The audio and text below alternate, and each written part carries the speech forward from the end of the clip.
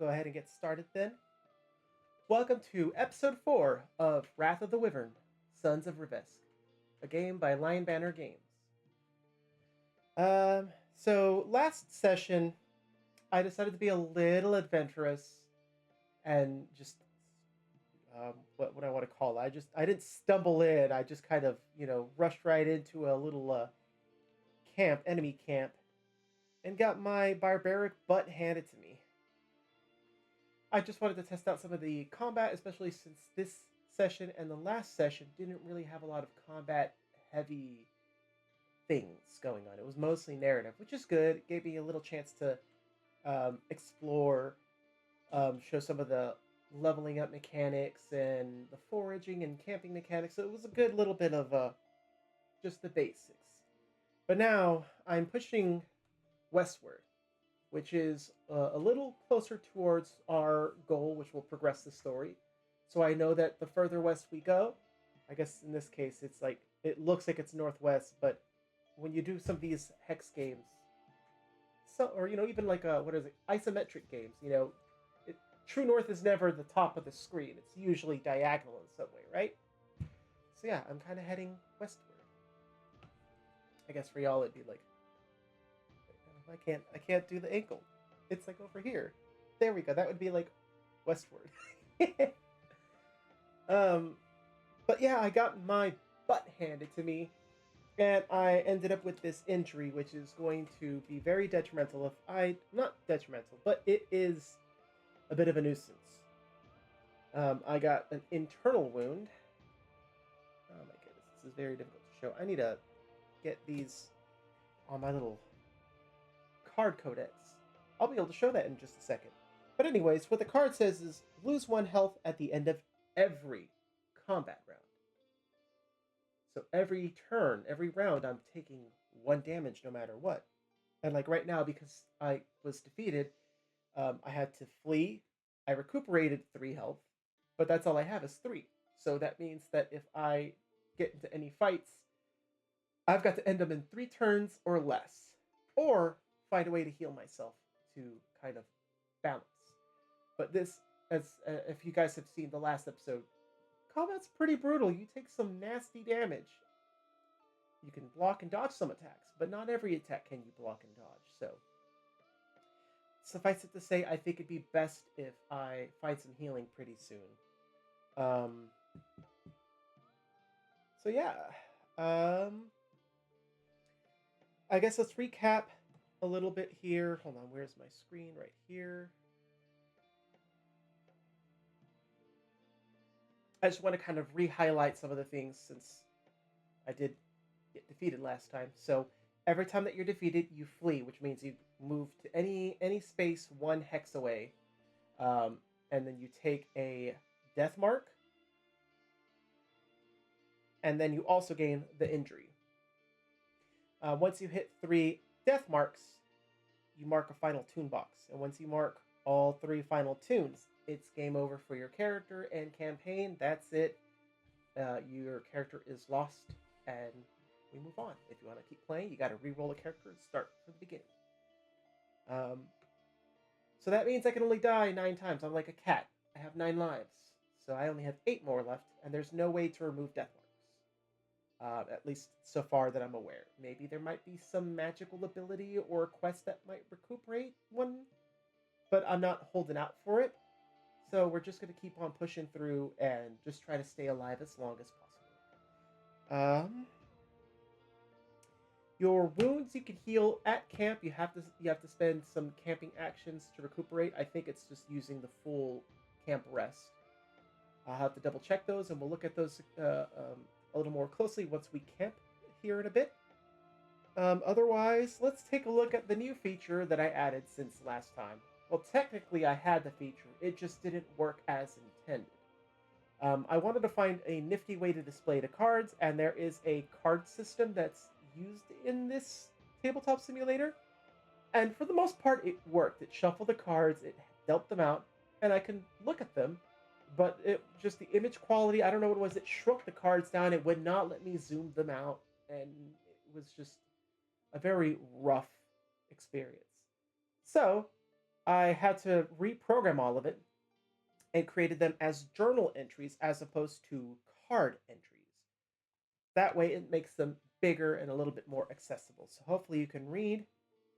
Um, I did flip some of these cards so you could see the upside down text. I just didn't get a chance to do all of them because it's a lot. There's like over 80 cards. I'm not sure. I didn't really count how many, but like as it is right now, I have like 15 cards in here, plus a weapon. I just figured I'll add them as we go through. But with that being said, I can look at some of these like Battle Cry. I have the base, as well as the upgraded. So at least for all of the basic cards, I did that. I think I did that for the other 3 or 4 cards that I unlocked. But I have not done that. I have not added every single card. This is all of them. So that's 16 cards. So 15 cards in my battle deck because one of them, actually 14 cards because I've got the Highlander armor added as well. This may be a little harder to see, so I apologize if it's not as legible. I hope so. I hope it is. If not, I will read them out loud as needed. But it'll be nifty to have this handy so I can utilize it. So we're going to keep this up here in the corner. All right, what's going on? It's like, follow the hand. I'm like a Jedi. I'm not even clicking the button. I'm literally just moving the mouse. I don't know why I did that. But once I get it up here in the corner. Okay, there we go. All right. I guess another thing to bring up here, I did kind of run into that camp a little hastily here because I did have -1 defense, which kind of costed me in the end. The other point I need to talk about with injuries, I forgot to mention, they enter your battle hand. So that means that when you draw your cards for your battle hand, you have to include these cards in that number. So my Fury points right now are 4. So that means normally my battle hand would consist of 4 cards. But because I have an injury, that means I am down to 3 cards because the injury constantly occupies a slot in your hand. Now, you can take a point of strain to discard it and put it in your discard pile, and then you'll free that card up for your hand for the rest of the remainder of rounds. However, once you get to a point where you have to shuffle it back in, it's back in your battle deck, and there's a chance that you can redraw it. So that's just one thing to keep in mind, to temporarily handle it mid-combat, which is probably what I'm going to end up doing if I do run into any battles between now and the next time that I heal.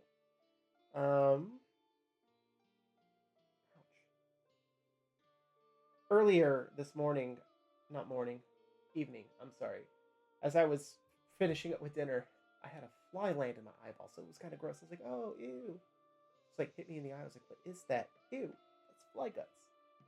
So I like vigorously like washed my eyeball, but now it's been strained and sore, and it hurts, but it's okay.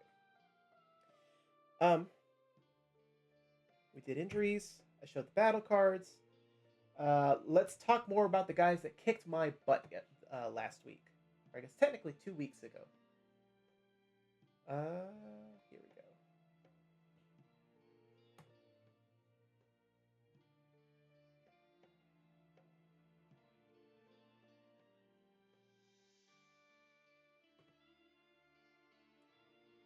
Alrighty.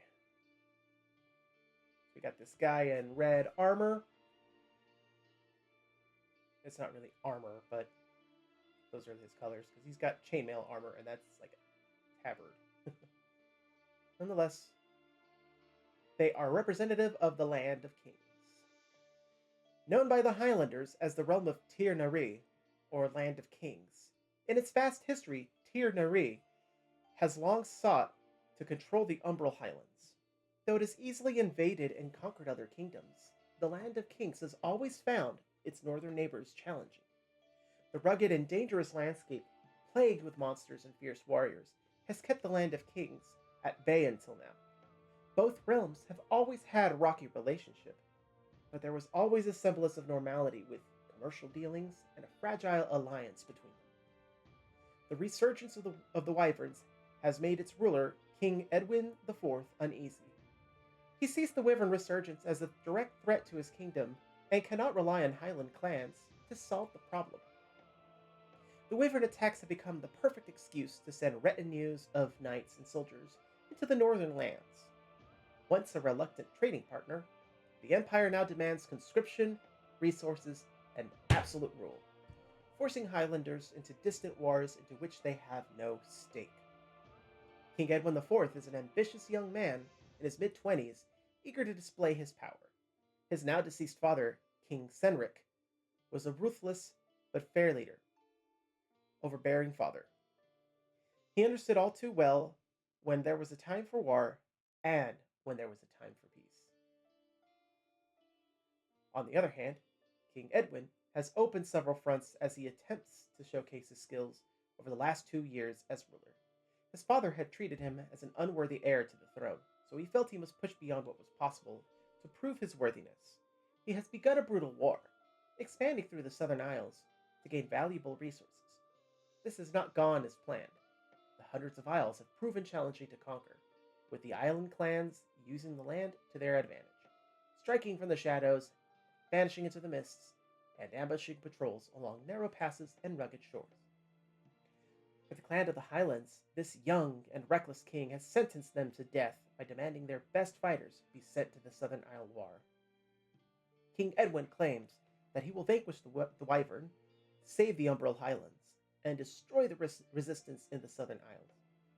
Time will reveal if the ambitious or reckless monarch can succeed with his plans, and if his intentions of mere help to the Highlanders are true, or if he has ulterior motives. The Edict of the Crown. By the command of King Edwin IV of the Land of Kings, all clans of the Umbral Highlands are summoned to raise and deliver no fewer than 3,000 armed men in support of the Isles campaign. The security of the realm and the Highlands is at stake. This levy must be fulfilled without delay, and each warrior must be equipped and prepared for royal service. After the campaign ends, each clan member will be duly rewarded for their service. Any resistance, evasion, or refusal to act will be deemed as treason against the realm. So yeah, that was our good bit of lore for the week. Move that out of the way. Get this back up. Okay. So now, I believe we can get started on day 10 of our quest through the Umbral Highlands. Let's move back to the map. Like usual, I apologize. There is something about transitioning out of the map to other screens that turns off the fog of war temporarily until I click my guy. And then we're back to normal. So here we are, day 10 of our quest through the Umbral Highlands. To the northwest of me is the camp that defeated me. I will not be trying that again for a bit of time, at least until I get a few level ups in. I say level ups because there's not really a leveling system, but you can upgrade your character, and I do need to get some more oomph before I get back into fighting. So let's take a look at our map here. As we can see, I have a quest to the northeast of me, quest 104, the legendary hunt, the Blood Beast. This is actually one of the quests that I have on my quest tracker here, and I'll have to switch back. So I'm sorry that I'm going to turn off the fog of war here. The legendary hunt for the Wolver. The legendary wolf. I will have to come back to these because these are pretty challenging. It's best to come back to it mid-game to late game. Because I looked at these guys briefly, and if you want, I could pull up the stats here. They're not really hidden, but like for instance, just a single Wolver is pretty tough. He's got a lot of health, does 4 damage, would basically one-shot my character. Whereas if we do a legendary Wolver, he's got almost twice the amount of health, has a few more abilities, and does a little more damage. So I feel like we're just going to hold off on that hunt until I recuperate some health, get rid of this injury, and potentially either get a stronger weapon or get some more help or something, because I'm definitely that last battle. That last battle was pretty bad. Kind of showed me how brutal, how tough this game is. So yeah, back to the map. So we're gonna avoid that, and with that in mind, I think we're gonna go north.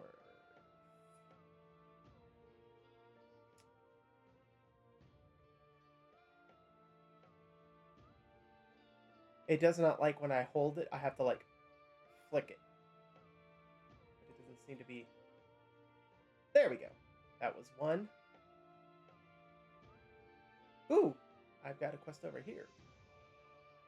So, oh, I forgot to mention. So, for those of you that are tuning in and not aware or familiar with the rules or need a refresher, at the start of every day, you can move up to your movement points, which is equivalent to 1 plus your fortitude. So my fortitude is at 2, which means that I can move 1 plus 2. So 3 spaces. So we were here, I moved 1, I'm going to move 2, and that means I will have an extra. And it's very helpful to save some of these, because when you camp for the night, those give you some extra options. It's before you camp. You can do some hex actions, are what they're called, and we'll look at those here in a bit. For now, I moved on to this little household. So let's see what this is about.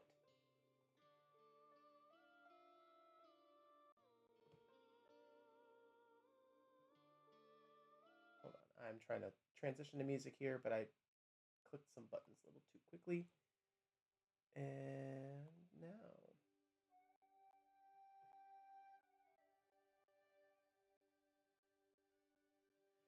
Though many years have passed since you returned to your homeland, you are overcome with emotion as you arrive at your birthplace. Before your eyes are the ruined remains of your childhood home. It's where you would sit by the hearth and listen to your father's tales. You would watch the stars by the window with your mother, and she would calm your wild spirit and tell you that the cosmos shone with a bright destiny for you ahead. Now, nothing remains except rubble and memories. So now, we'll continue here.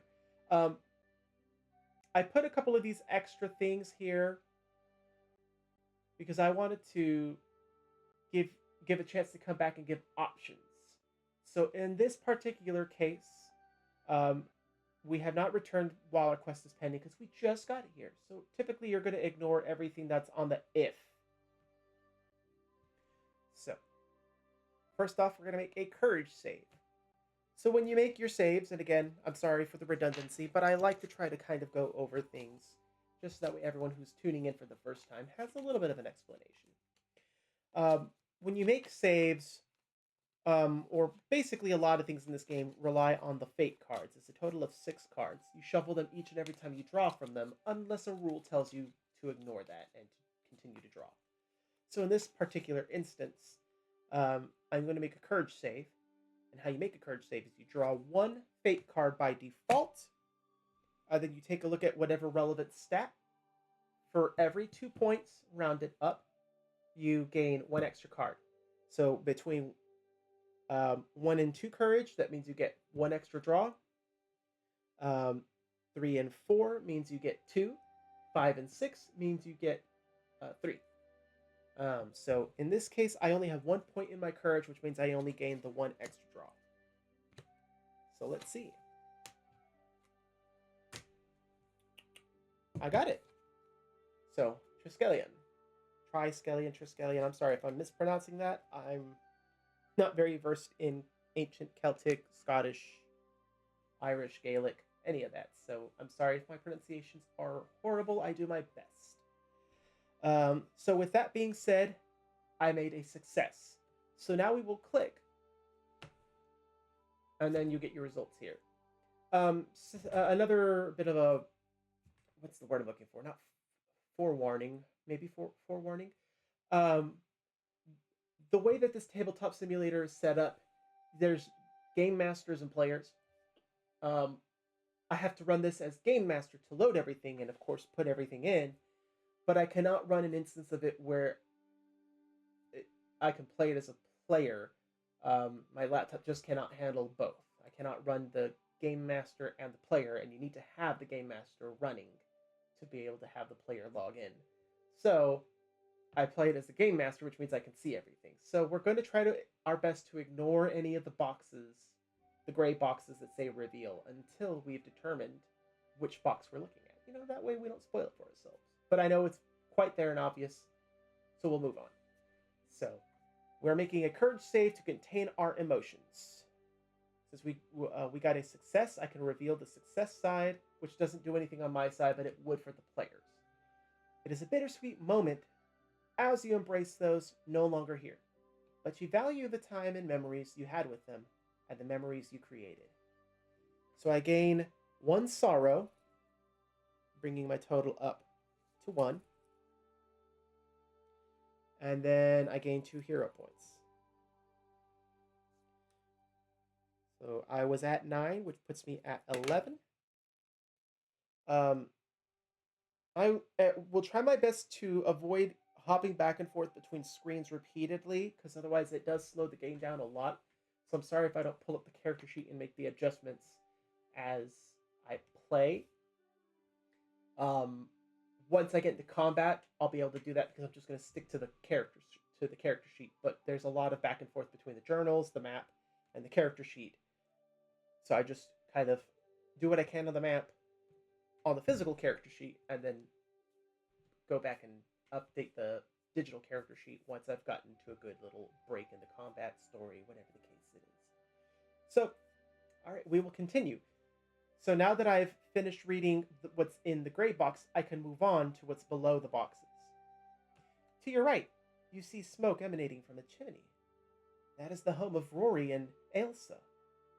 Oh man, I don't know if any of y'all remember any of those of y'all who have tuned in, but back in the Session 0 episode, we did one of the tutorial quests where we went and basically chased after our cousins to a mountainside. And once we were up there, we were attacked by a wolf, which thankfully I was able to defeat pretty easily. Or no, I think I did a save of some kind. I can't remember the exact result, but nonetheless, we met our cousins. We had a good time on that mountain, and it kind of shaped who we were as children, and now that we're adults. So now we get to see what happened to them. This is so exciting. It's like a family reunion. They must be home. You arrive at the door you entered so many times in your youth. Do we knock? No? Or yes? I'm going to go ahead and knock at the door because, you know what? Family reunion time. Carry out the following depending on whether you were exiled or left because of family death. We're going to go back to our character sheet here. I guess I will, for this particular moment, go to the character sheet because it is very important. And then I guess I will update what I can. So back in Session 0, when we were creating our character, we drew from the fate card to, determine prompts that set up our character's initial story. And so that's how I ended up with some of these options here. And one of the homeland options was either exiled or family death. So I'm exiled, so I will be clicking on this, but we will get to it in a second. So, whatever the reason, you have cleansed the wound deep within you. Gain +1 permanent health and add it to your character sheet. Woo! So, we'll get to that here in a second. I don't know why or how I added that. I think I did this quest before I actually rolled in. Yeah, no, I definitely created this before before I generated the character because I wanted to make sure I had enough content in that early game, so I hadn't even looked at the rest of it. First and foremost, let's go ahead and update our digital sheet before I progress any further. Oh yeah, I have to click that double times. So would help if I click the text editor as well. My hero points are 11.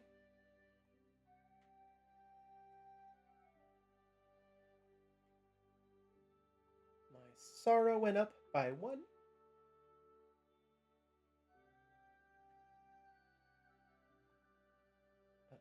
that.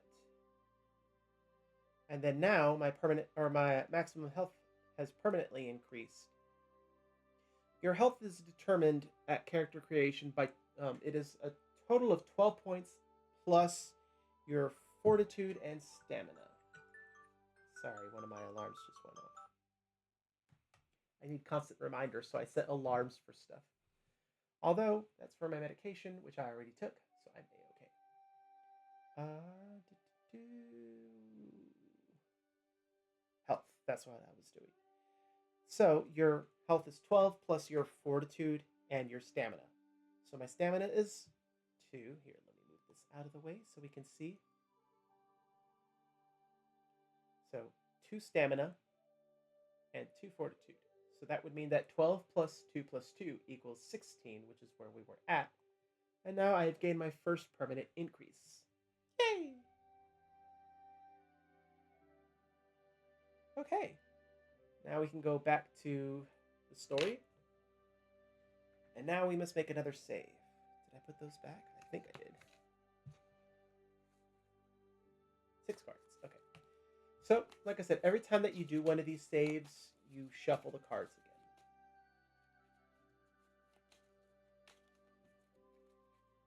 again. All right. So I'm going to make a... Let's see, I was exiled. So fortitude save. So my fortitude is 2. So it's the same thing. I draw 1 base save plus 1 for my 2 fortitude. Daranaut, which is luck, which doesn't apply. Triskelion, which is courage. So I failed that. Wait, actually, I have advantage. I forgot. I'm so sorry. Rothgon. I have... So your character is also a musician, and they'll play tunes daily. And so I have my character set to default to playing Rothgon's tune at least once a day.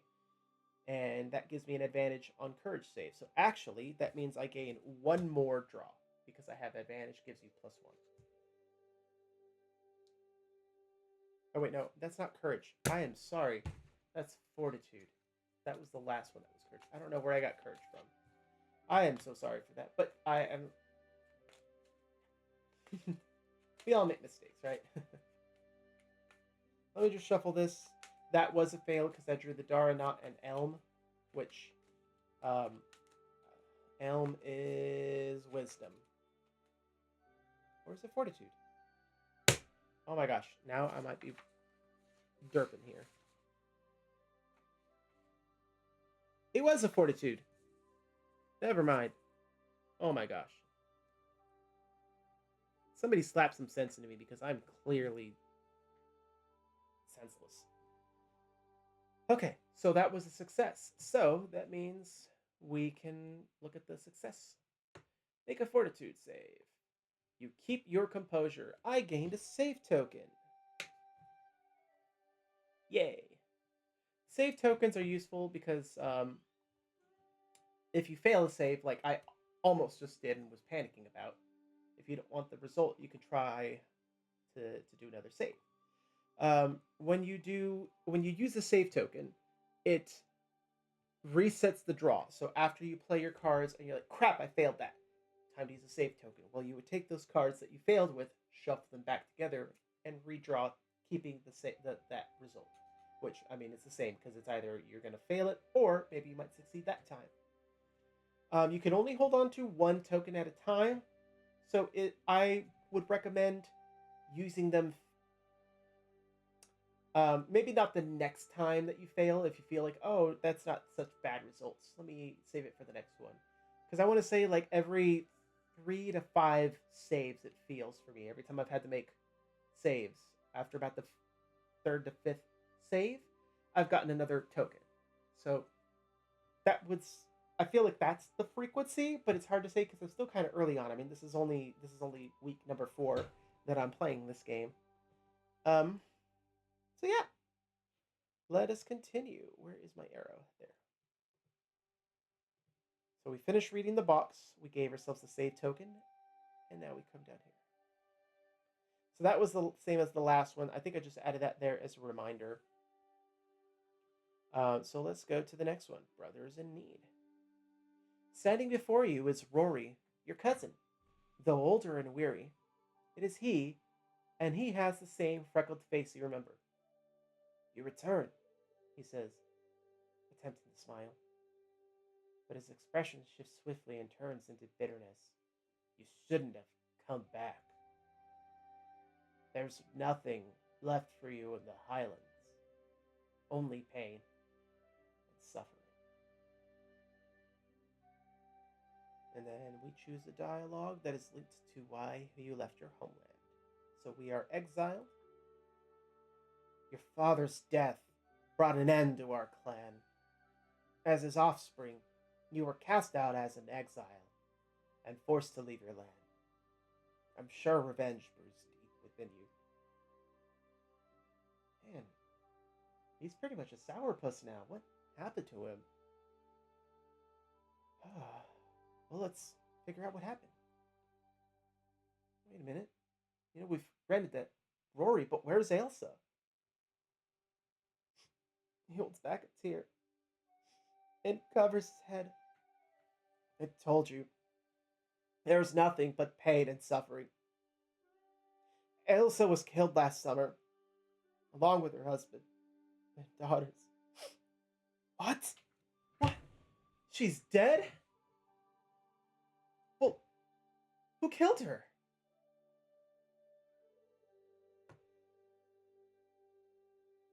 What in the world?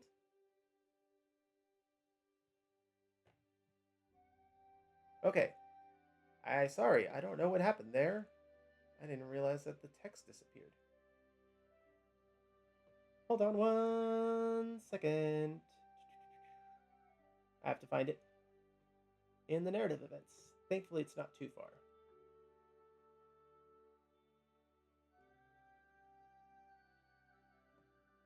Or is this under quest? Well, I'll find out here in like 2 seconds. 17, 18, yep, it's in story quest.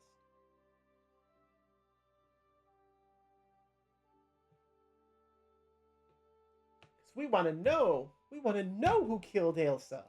Because they're going to pay. That's the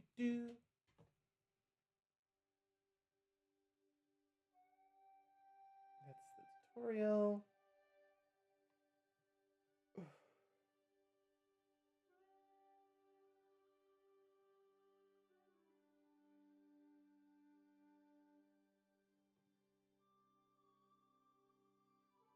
Oh, that is the question. I'm thinking it's right over here. I put, I guess I secreted that, and that's why it threw me off. Oh, man. I'm not scatterbrained today, but for whatever reason, it seems like I am. This is the question. So I'm sorry about that wild goose chase. So who killed Ailsa? A two-headed wyvern brought massacre to the area and wiped out most of the people. I never married. My mother and father died from disease. I'm the only one left of our clan, of our people. Oh, man. He's not doing so good. But you're not the only one, right? I mean, we may have been exiled, but we're still family. And if he's the only person left in the clan, maybe we can do something. Let's talk to him. Oh shoot, I forgot to draw my saves here, so I am sorry for that. Let's see here. It was a wisdom save. So that's a 2 on my wisdom. 2 wisdom points. So 1 base wisdom and then 1 for the 2 points. Triskelion. Daranaut. Do I want to use the save token? Nah. I'm going to go without it. We, our attempts to console our cousin have ended in failure. So let's us see what happened here. Oh wait, oops.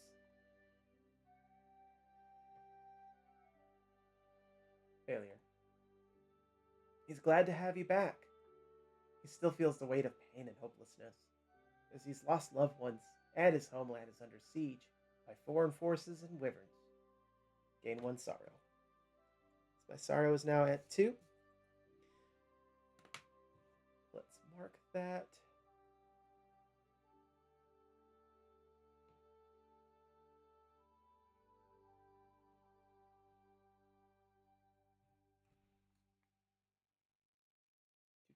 What happened to my stream?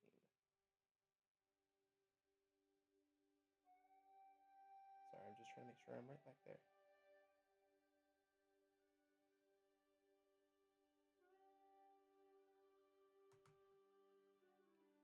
Okay, update that. All right, let's take a pause real quick since I increased my sorrow to 2, and so and as well as my brood. I just want to touch base on those. Every time that your brood and your sorrow go up, they do change some of your statistics. So brood affects your strength, and sorrow affects your wisdom. So like right now, I have. Why is that +1?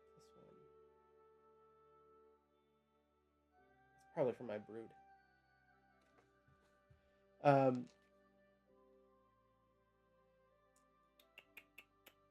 So yeah, every time that your sorrow goes up by 2, you get +1 to your wisdom saves.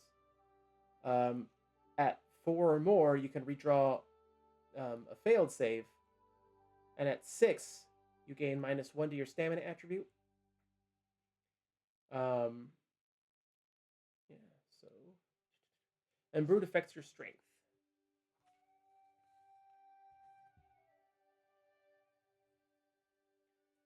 Okay. Back to the story. We can continue to our father's gift. There's something I've been waiting to give you. It was not meant for me, but your father. Rory opens an iron chest and takes out a rolled blanket, which he places on the table. He unrolls it, revealing a mighty claymore, your father's sword. Memories of the training he taught you that summer overwhelm you as you are careful not to touch the blade. You catch your reflection in the steel, and the thought of your father's features appears before your eyes. You could see him. You remember his face. Though you've forgotten all those years, fate has brought you to this moment. A powerful weapon, wielded by a gentle and silent man. He fought for his family, for his clan, and for his people. Now that you face the threat of the Wyverns, it is right for you to take up this blade in his honor. Do we take the blade? Of course we're going to. You slowly caress the hilt and take it into your hands. You swing it forward. The balance of the weight no longer tips forward. His words from your first training session echo in your heart. Draw steel, not to win, or to wound, but to understand. Power flows from your heart, and steel is its expression. With a sword in your hand, you are the wielder of both life and death. Rory rallies you. Embrace your legacy, and raise the blade as your father once did. Honor him with your courage. Gain 2 hero points, putting my total to 13. Get to that in a second. Let's finish this. Rory bids you farewell as he hugs you. He whispers in your ear, Evangelsa and her family. She would have been proud to see her favorite cousin become the warrior you were forged to be. Farewell, cousin. May the road rise to meet you, and the wind always be at your back. May the rain fall gently on your fields, and until we meet again, may the gods grant you victory. There is nothing more to say.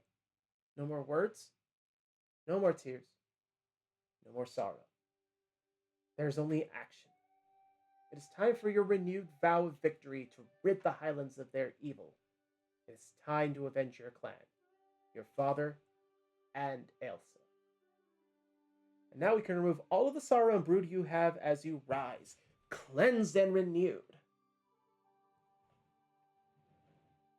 did not code this very well.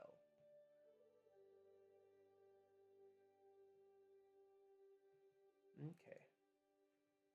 One cannot run from one's past. You ventured into the world seeking peace within yourself, yet your grief and sorrow only deepen. It is here back in your homeland, the Highlands, and within the walls of your own home, that your healing can finally begin. Now we're rewarded with a bunch of things.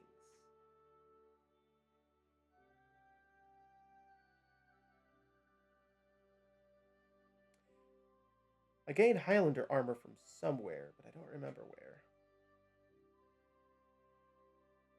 So I guess I have that extra. I will mark that in my inventory.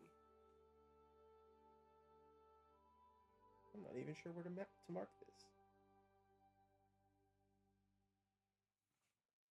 I'll just mark it here on the top. I probably will end up erasing it, but...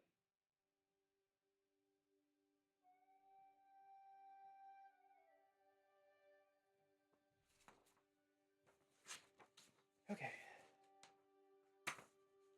So now we're going to get to do a few different things.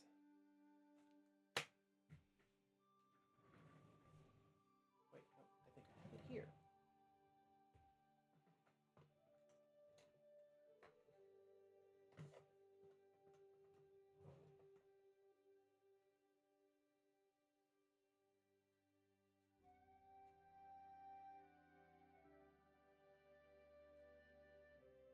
Sweet. We got our Father's Claymore. That's not one of the cards I had a chance to add yet, so I apologize. But I will take the time. Oh wait, I added it. I added it right here. Haha! Huzzah! Father's Claymore. All right. So when you go to equip weapons, there's a couple things to keep in mind. 5 strength and 3 fortitude. So you need to have at least 5 in strength and 3 in fortitude, which, if we look at our character sheet here, we got 2 fortitude and 2 strength, which is nowhere near it. I'm going to have to dump a lot of points in the strength for this, but it's pretty nifty. It does a lot of damage. At just the base strength required, I deal 5 damage per slash. If I max that to 6, I do 10. I can choose to hit 2 enemies with the same attack, and if so, gain 1 strain. It is a 2-hander, so that means that you cannot wield a shield with this. I can't do anything with the Father's Claymore just yet, so we're just going to store it. I'm going to put it underneath my sword. And now we can do a few different things. So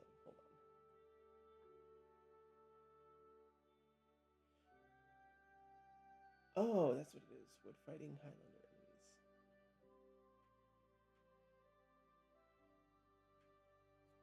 Oh, my defense is +1. That's good. All right, so let's go through the list here. Rewards. I gained 5 hero points, bringing my total to 18. So let's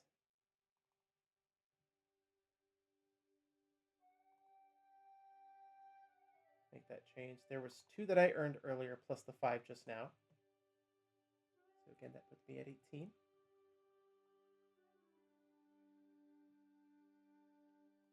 We remove all brood and all sorrow from rising up with renewed compassion.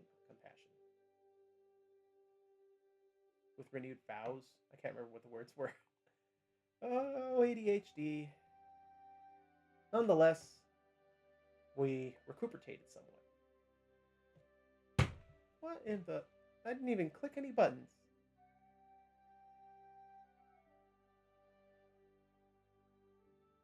Okay. Back to this. We gained our weapons. Gained the weapon Father's Claymore. Mark on the unlocked card sheet. So let's go to our unlocked content.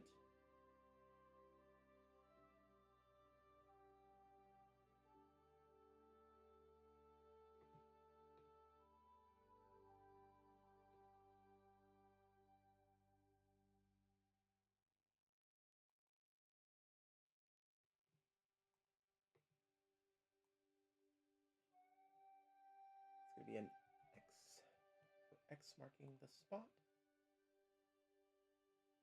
And then we gained a Highlander armor.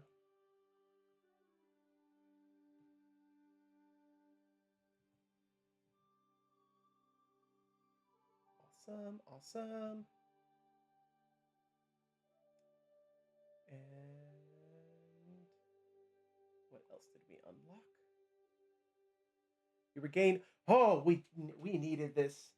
We definitely needed that. We regain full health and remove any strain points while resting before departing.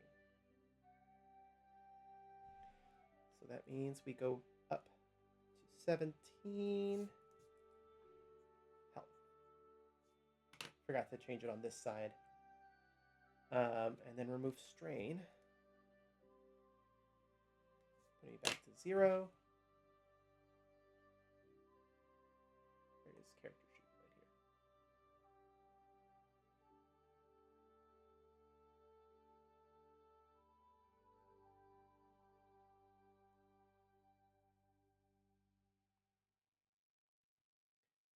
I have to revert these back to dots because of the way that it saves the text boxes. If I don't put something there, it sometimes disappears. Or it makes it harder to figure out where the box is to click on it. So I like having the dot there so it adds that little visual of, hey, there's a box here. Excuse me, a box here. Because, like, as you can see, I didn't dot these, so I can't click on them. So if I don't see a dot, I'll be like, oh no, that needs to be fixed. Anyways, what is next? We have some more rewards together. This was a really good quest. So then we also received 5 rations from Rory, putting our total rations to 10 technically, but I forgot to eat our ration at the beginning of the day. So I'm going to eat that, putting us down to 9.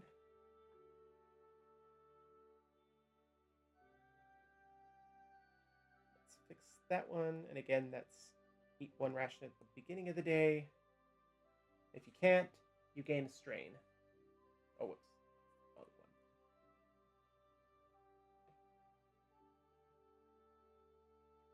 1. Okay, what is next?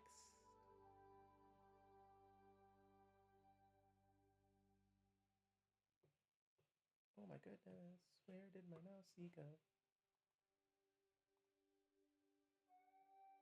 Gain armor Highlander. Ooh, gain card Clan Strike. Wow. Gained a lot of things. Oh man, this.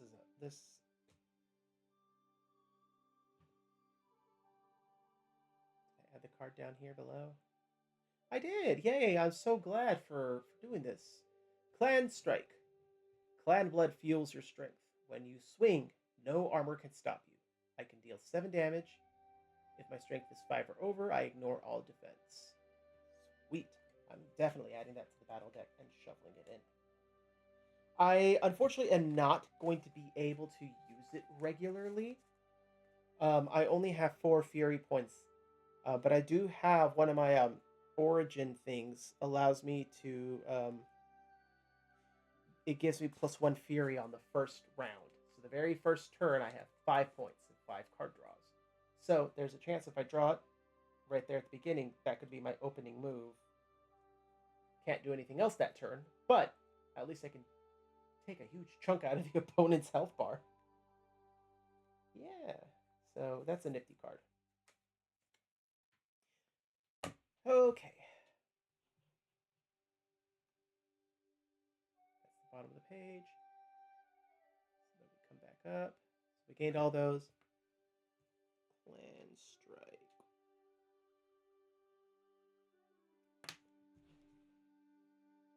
Back to our unlocked content.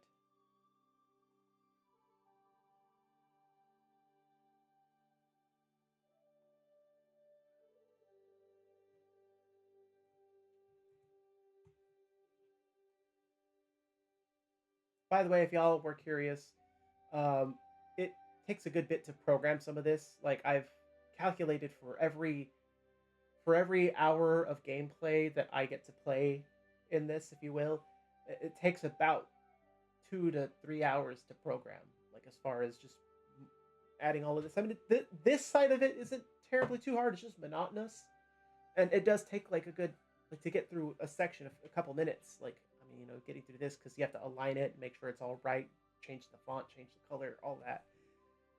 It like takes almost a minute per dot. So yeah, that's, it kind of goes into and I didn't get to explain this at the beginning of the video. So I apologize, but I've not been able to consistently stream this weekly like I wanted to, because I underestimated just how long it would take to program some of this.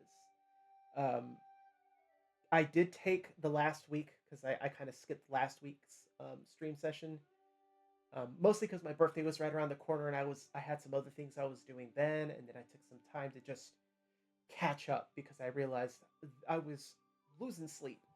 I was staying up like on Wednesday nights. Like, I have to get prepared to make sure I have the next few levels, the next maps, the next quests, everything, all of that prepared for Thursday. And so I'd end up spending, like, it'd be 7, 8 o'clock at night that I'm logging into this software to start doing this stuff, and literally staying up till 12, 1, maybe 2 in the morning just to program this stuff so I could stream for 2 hours. So I was like, yeah, no, I need to take some time. I went through and I spent like the last week and a half, like on a couple of days, I spent a few hours coding. So hopefully that puts me ahead. Hopefully by a session and a half. I felt really good because I was able to get a lot of game content in.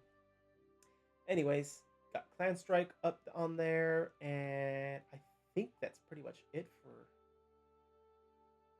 this quest.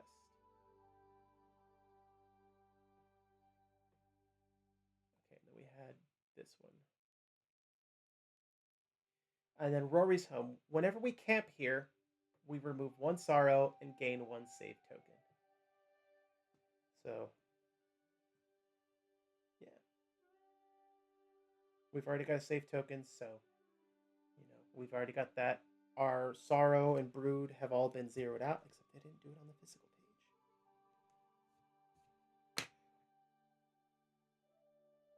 Okay.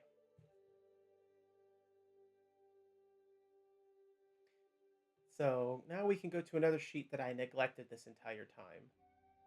Where is it at? Over here. The quest tracker. Oh no, I bent it. Did a good job of not bending these sheets. Okay.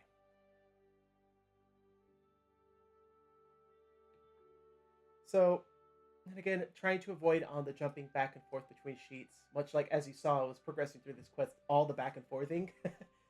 it can get pretty strenuous. So that's why I didn't get the chance to look at this first. But here we have our quest list. Let me zoom out a little. I apologize that this is not very well lined up. I have tried to line it up, or I mean, it's I can't really line it up any further, but hopefully it's still easy to keep an eye on. I mean, these are pretty consistent, like the quest number and the boxes, but it's these little text boxes that are not as consistent. They're a little smaller, it looks like. Anyways, so what you'll do is you'll normally put, oh, it didn't zoom out. There we go. So normally you'll put what hex you found the quest, which in this case it was hex 18. Oh. What? What did I do there? 18. And then the quest name, which is home. Right here.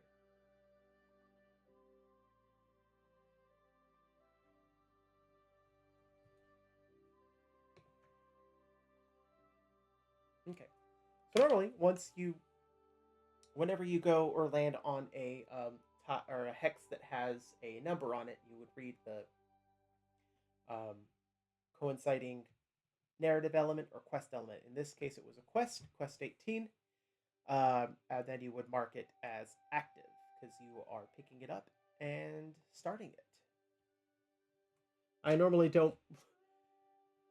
I only ever worry about the sheet typically once you've resolved it, because normally the rule is you're going to go through it and resolve the event all the way through as far as you can take it, based on prompts, your stats, saves, however far you can take it.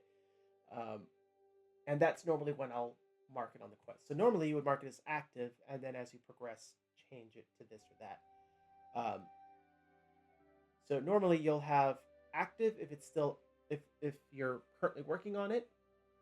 Um, Abandoned if you are given a prompt to, decline it or continue with it.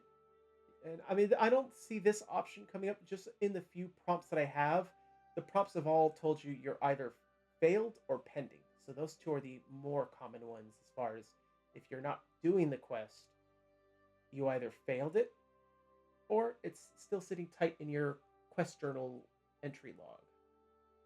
You know. But once you finish it all the way through, you'll mark it with an X and move through here. Much like here, Village Ranosh.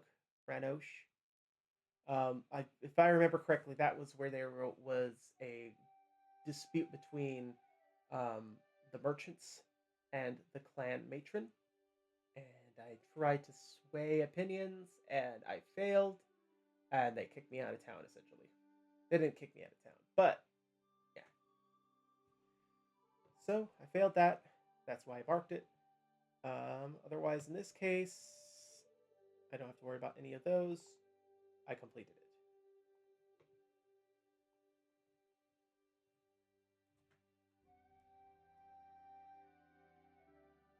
And that means I can unmark this. But yeah, normally I don't mark these until I'm done with the quest or I've reached whatever point. You're welcome to, when you're playing your game, to mark those, because that's what you're supposed to do. I just, some of these events are kind of short. So if I were to be like, "Ooh, yeah, let me just mark that X," and then, flip the page and it's over, I'd be like, "Oh, well, that was a very short one." And now we can go here where I could put in a few things. I try to be brief with this because the space is limited, and like in this case, we got a lot of points. So +5 HP. Now, there's a big difference between HP, like what we know in traditional games, and HP in Wrath of the Wyvern.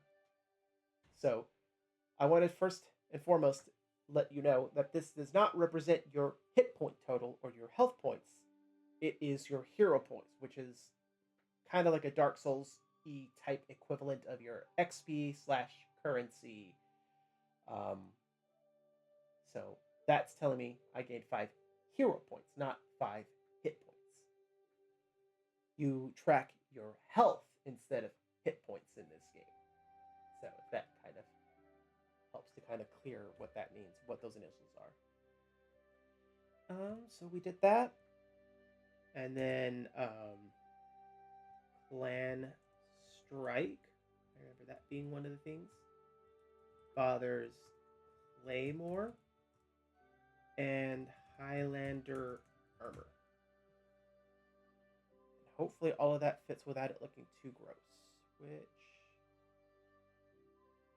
it doesn't look too bad.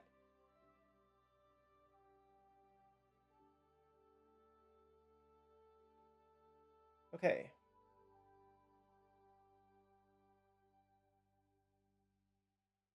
So we got that. That's finished, and then we can move on. So that should be everything.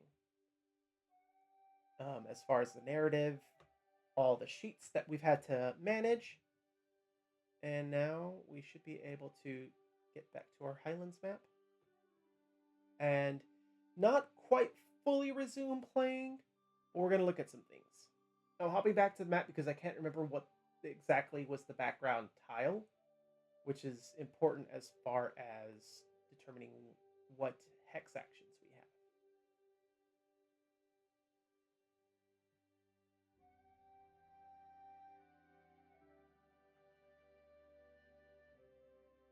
That's lowlands. Okay.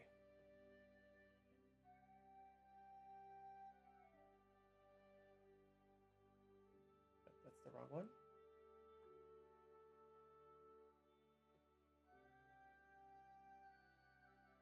Lowland hex actions. So now that we finished our narrative, actually, let's slide this over here and then move this ever so slightly here so we can see our character. Okay, so if we remember, actually, I need to move this slightly higher now.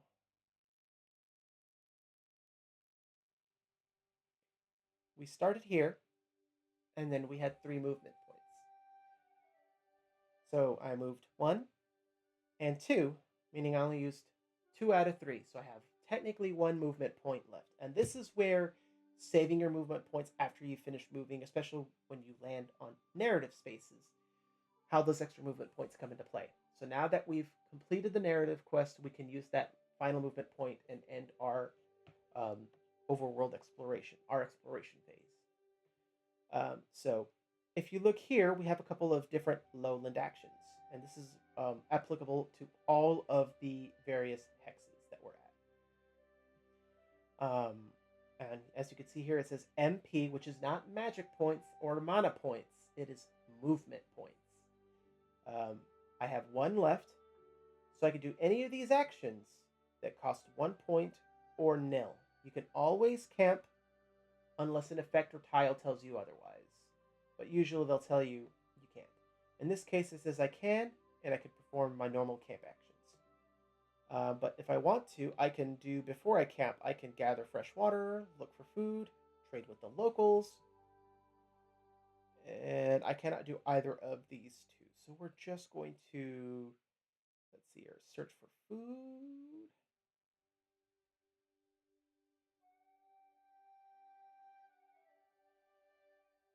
Oh, I see.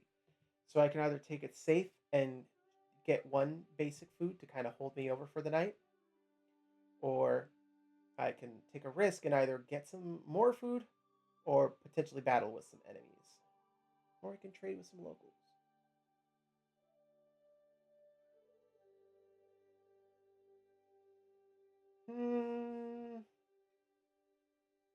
I think we're going to hold off on the foraging. Wait, I have a save.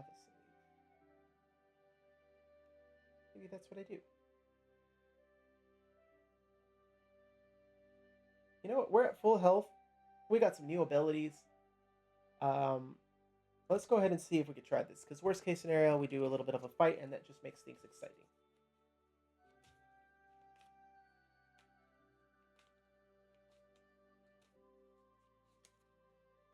All right, so wisdom. I have over 1 point in wisdom, and I do have a save token. So let's see.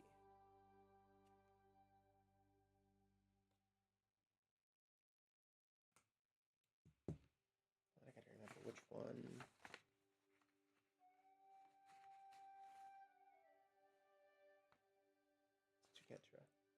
All right, I'm going to use my save token and see if I can gather some more food. Ah, nice. Triquetra. I think I did that right. Okay.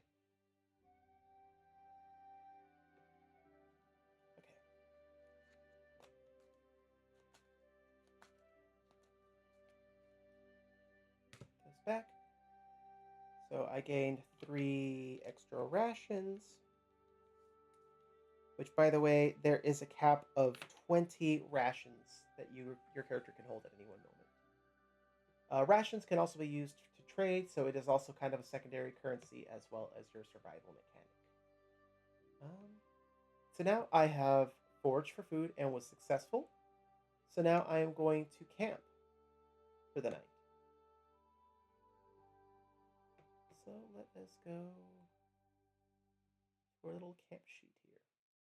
Where are we at? Doo-doo.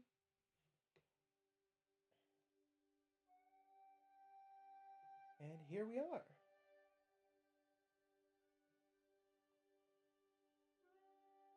So every time that you camp, you have 2 actions that you can perform.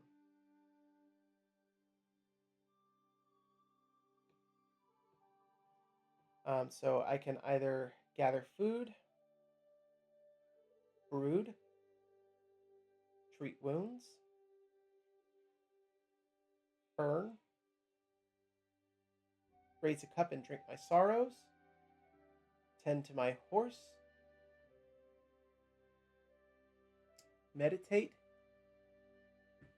give myself a full rest,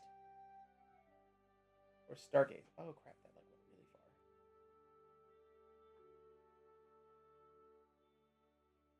I'll open this so that way we can take a look at our camp actions again. Man, it's really tiny, so I am sorry that it is not very readable.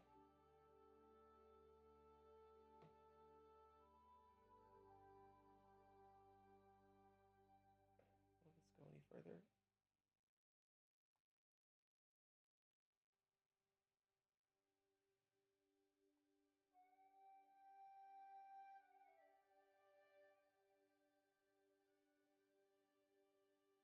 Haha.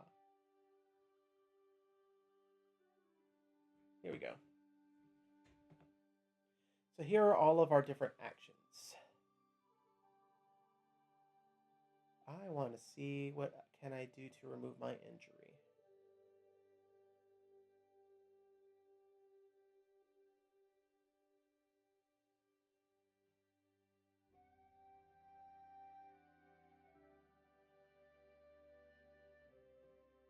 Oh wow, it won't let me scroll.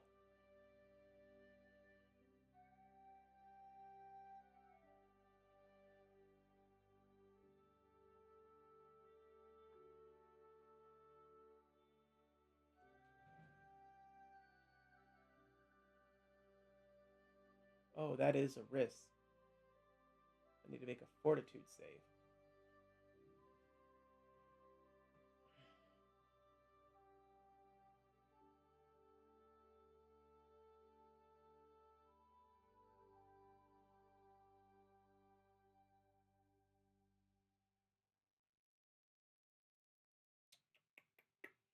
Sorry, I'm just looking at my other options.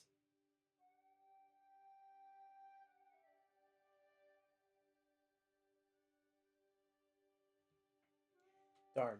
I'm probably going to have to take that, just hold on to it for now because I was planning on using some hero points to level up since I had plenty.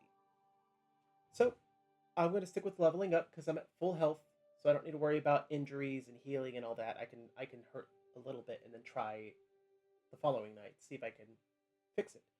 Because if I fix it, I heal and recuperate any damage it did to me the following morning. So meditation costs me 1 ration. But I can spend hero points to upgrade. So I'm going to upgrade. Let's go ahead and upgrade fortitude. So that way it'll give me that. Plus it'll give me a couple different things. Hold on. Let me see. Fury points. I can't remember what calculates it. So bear with me. Fury points are fortitude and stamina. So I have 2 stamina and 3 fortitude now, which means I have 5 fury points, which will make being able to use that new card, Clan Strike, a lot easier, because now that means I should be able to use it on virtually any turn, as long as I can get rid of this injury.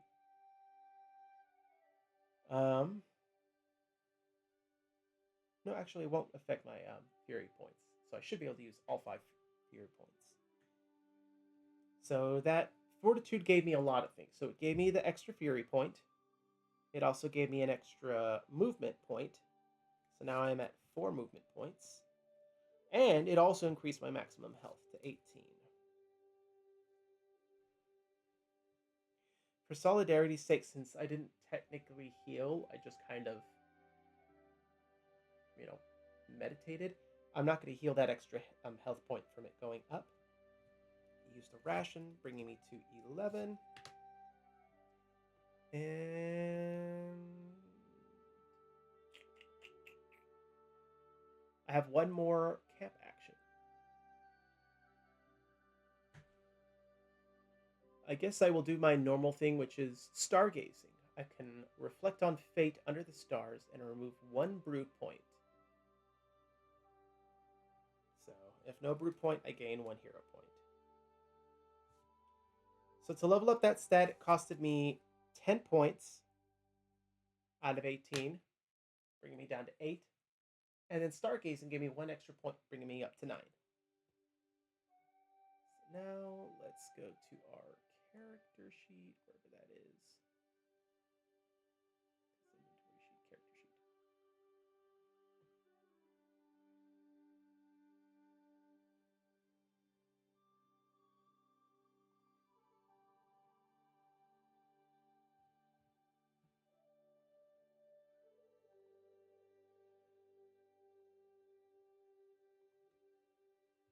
Mm, 17.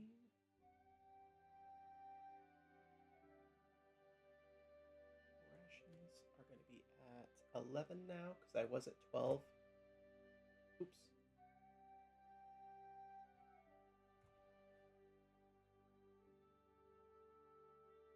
And what else? Okay, I use my save token.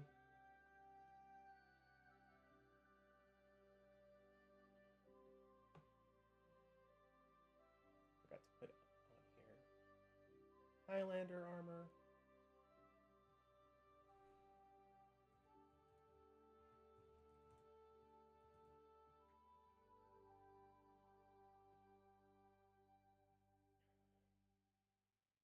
My fortitude went up.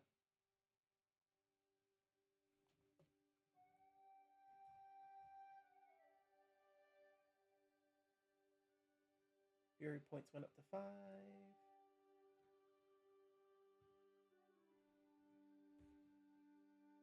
Oop, that's a percentage. It's about to go missing now with my Fury points. I forgot to add that defense point because of my armor. 4.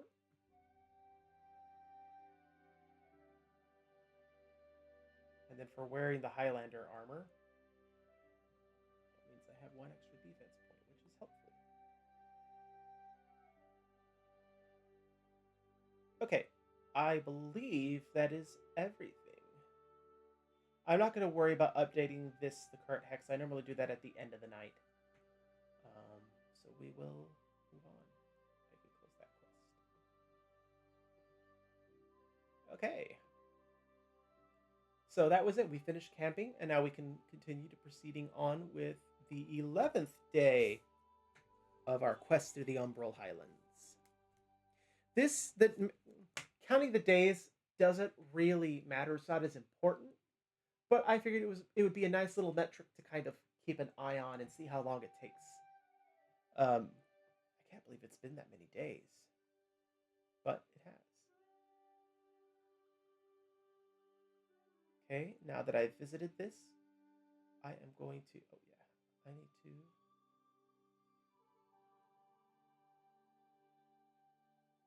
Why are we not editing?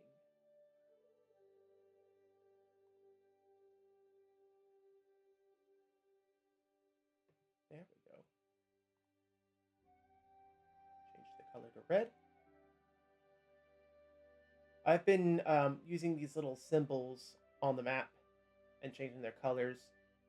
For those of you that are fans of like games like Skyrim, Elden Ring, where they have the the open world map exploration. Why did that not change? I just figured it would kind of fit that kind of feel. So this is kind of like in Elden Ring when you gain the bonfires or bonfires. That's Dark Souls. The Site of Grace. Okay, please, I beseech you.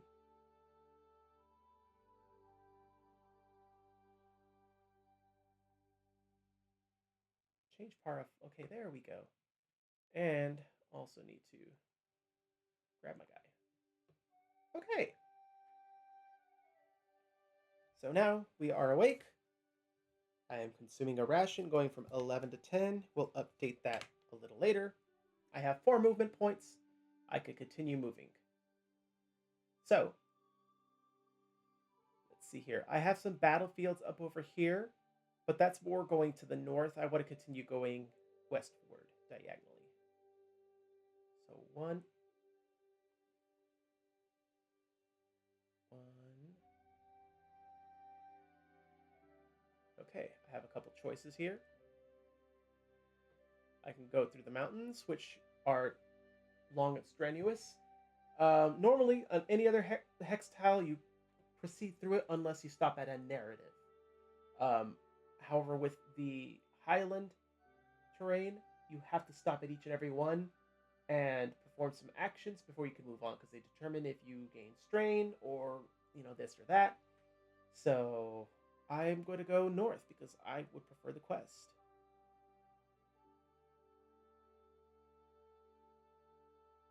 Okay, so that was 2 points of movement, meaning I would have 2 movement points left. But since I've reached a narrative quest, that means we're going to continue with that. So, let's see here. I guess we'll just do this. We'll just get right on into it.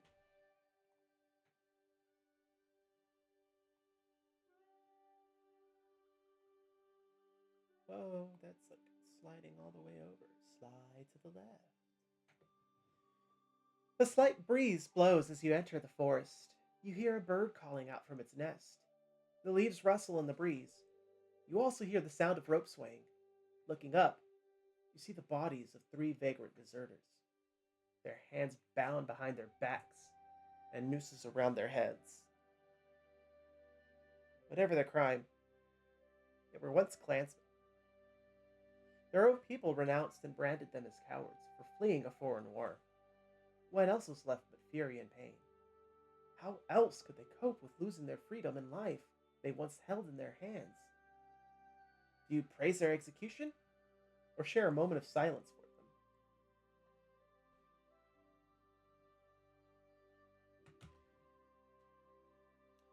Well,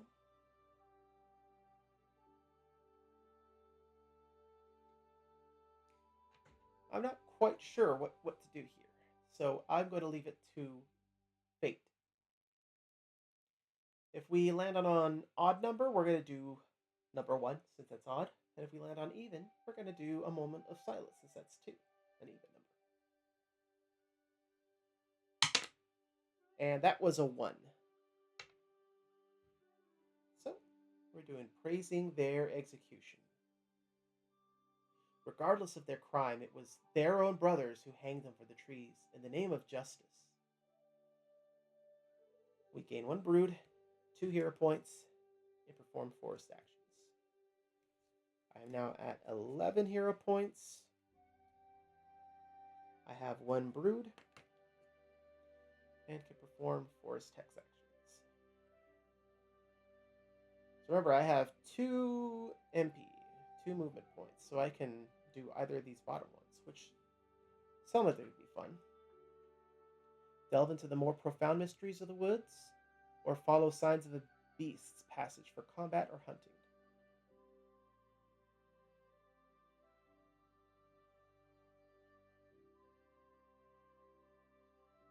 You know what? I would rather see what would happen in the forest event table. So let's explore.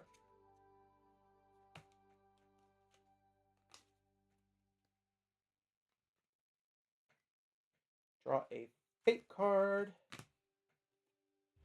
I got Triskelion.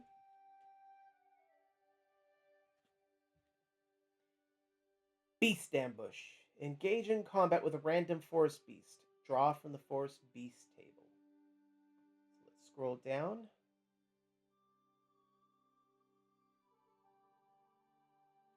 We have this list here.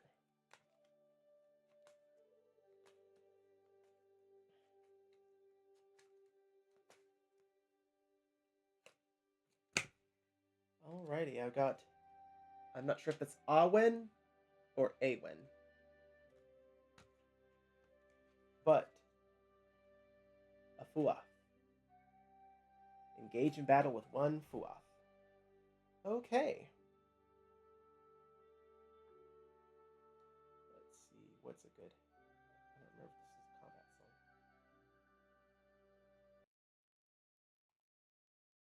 Oops. That's not what I want.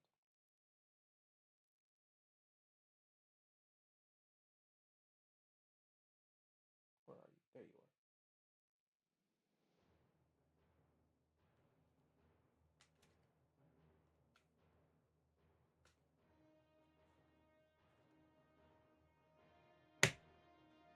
Alrighty.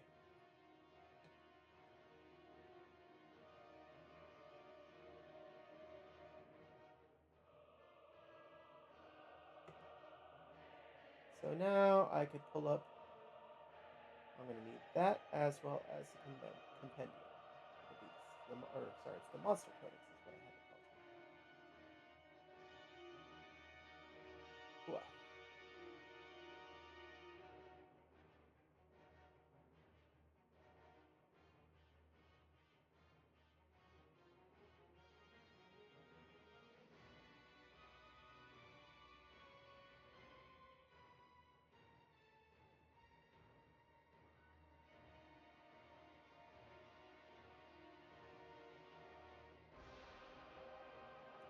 Alrighty. So now let's read this little description of the Fuath. In the dark locks and forgotten rivers of the Highlands, a creature dwells beneath the waters, watching over those who take from its essence. They are known as Fuath, water-bound spirits as old as the land. It is believed that they are bound to the water by the grief of those who have drowned. Local villagers and travelers are wary of the eerie silence along riverbanks and water sources. They are malevolent spirits whose only intention is to satisfy their hunger and drown those who dare to drink from the water they inhabit. The children of the local villages are warned not to drink from still ponds, as this could awaken the angry spirits of the Fuath. They can imitate the sounds of humans and animals to lure their victims. They can mimic laughter and screams to attract the attention of those who stray from the road and into the dark quarters of the forest and waters. The Arcanum Collegium once led a study of these water spirits, believing them to be from the other world. They are associated with the sources of the storm's magic. Now trapped in the human world, they seek nothing but to satisfy their bloodlust and lure victims into their underwater grasp. Whatever their origin, some say they can be appeased. Sacrifices including coins or blood can be left near the water's edge. Okay, so let me scroll down a tiny bit and we can see some of the stats right here. So when it comes to combat, combat is divided into your turn versus the monster turn, and that's determined by two different things. So you're going to draw the fate card twice, you'll draw it for two instances, twice in two instances. So the first time you're going to draw for initiative, so you'll draw a card for yourself, and then draw a card for the monsters, and then you see who goes first based on the order of symbols here. So you basically kind of follow your stats, courage down to luck. Actually, no, luck is above fortitude.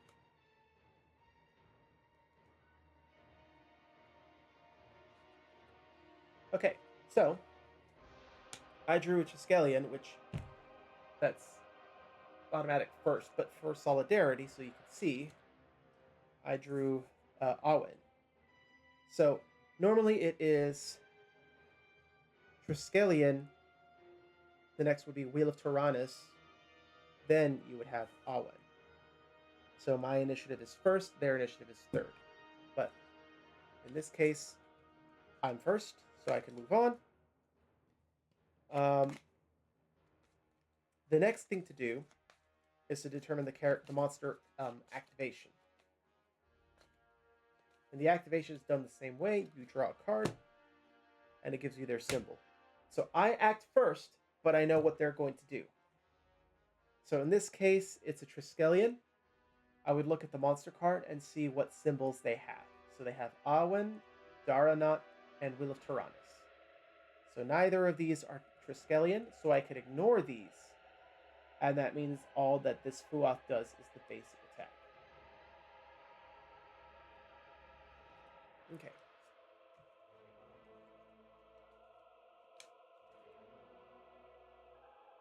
Luckily, a Fuath is fairly easy. 10 hit points. Should be fairly simple. All right, I just wanted to give my combat deck a good shuffle. So my Fury points, 5 is my combat hand. That's how many cards I can draw. But remember, I have an injury.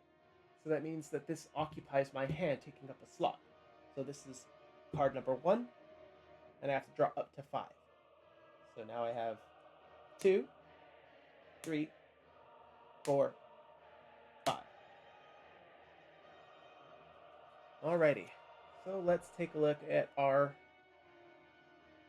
battle cards, so that you guys can see what I'm looking at. I gained Bloodlust, which gives me +1 force point. Or is that force? Elden Ring. Or is that Dark Souls? Probably both. Gain 1 Fury point immediately. If I am below half my health, I draw 1 card. Then I have Quick Draw. Oh wait, it's not even. You guys can't even see it very well. I'm so sorry. Quick Draw. Draw 1 card. If it happens to be an attack card, reduce its cost by 1 Fury point.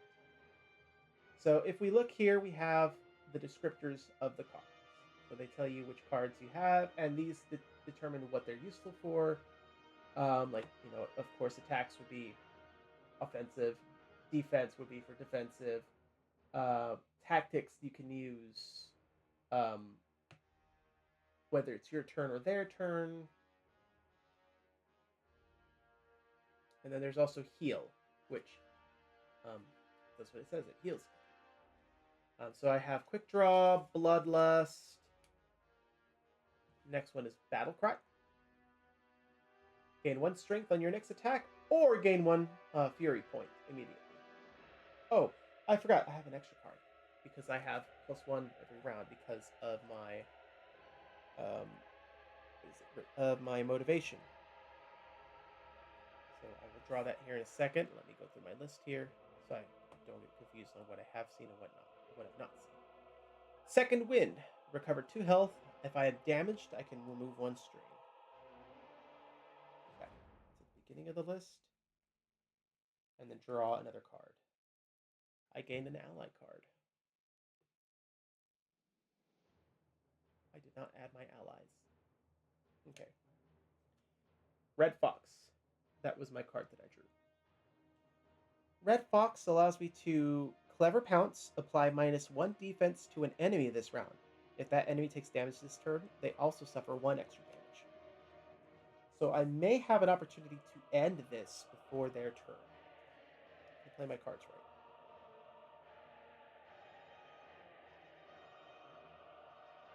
So let's see here.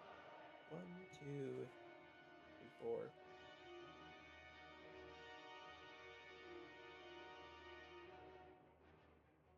Okay. So let's close that real quick. Put this back over here. Open my Monster Codex. I want to read this again. Whenever the hero gains strain, the Fuath gains 1 defense until the end of the round. When they attack, they deal 3 damage. And if the hero has any sorrow or strain, they must burn 1 random card from their hand.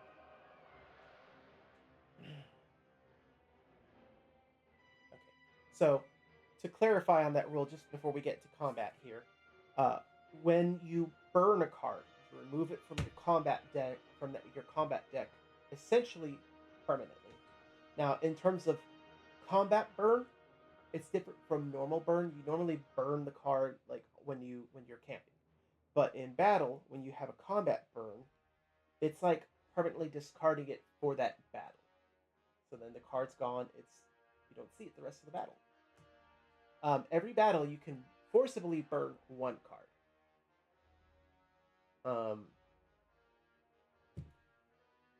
also. Let's see here. That doesn't affect anything like that. So let me see. My strategy here is, let's see. I'm going to do quick draw first because that allows me to draw an extra card. Put my discard up over here. And I gained rage. Ooh, that's helpful.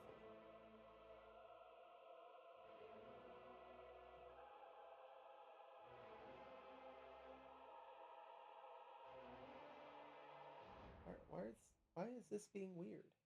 There we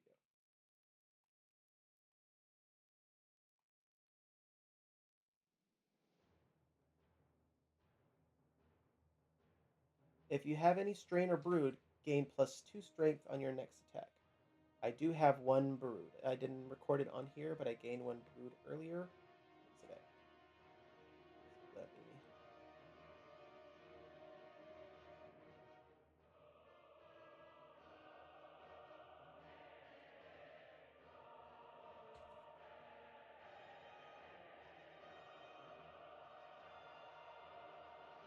So it is a tactic. It costs me 1 fury point. I haven't used any fury points. So let's do that. I'm gonna rage. Bah! 1 fury point used. I have 4 left. I'm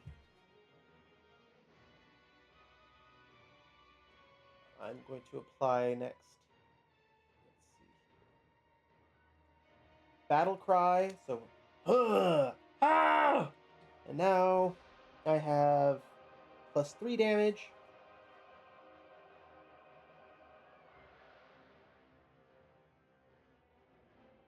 And then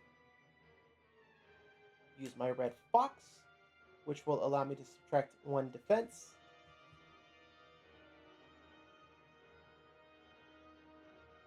They have 1 defense, and that means all of my damage is going through this turn. And so that's used only 2 fury points. I'm about to use a 3rd fury point. So that's 3 fury points between these 3 cards. +1, +3, and then -1 defense. So +3 damage, +3 damage, because your trusted sword here does 3 damage. I'll pull that up real quick. Deals 3 damage. If I'm below half health, it deals +1 damage. But I'm at full health, so 6 damage to the Fuaith. And then because I dealt damage to it, it suffers 1 extra damage. So I have dealt 7 damage in total. My turn is still technically not over. I've used 3 of my points. So your weapon you can use once per turn. I've used my ally. I've used my rage. And my battle cry has also been used. So those I can toss since they don't have any lingering bonuses. With 2 extra points.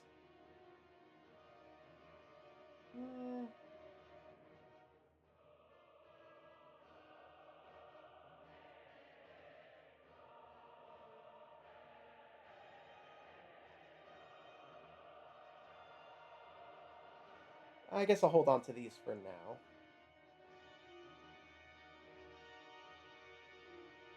So I'll put these over here on the top. Like that, so I'm aware that it's my current hand. Okay, with that being said, that was my turn. Now it's the monster's turn. So, like we established earlier, they got a Triskelion, which is not any of these symbols, so all they do is their basic damage. If the hero has any sorrow or strain, they must burn 1 card.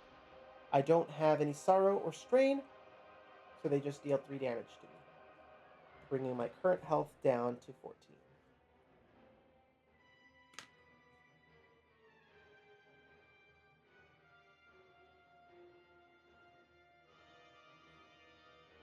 Okay, now this is the end of the round.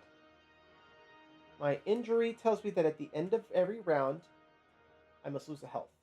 So that brings me down to 13. I guess I should have waited on the physical paper too. 13. Okay, now it's the start of another round. So let's determine initiative again. And remember that's by drawing 2 cards. One for myself and one for the monster.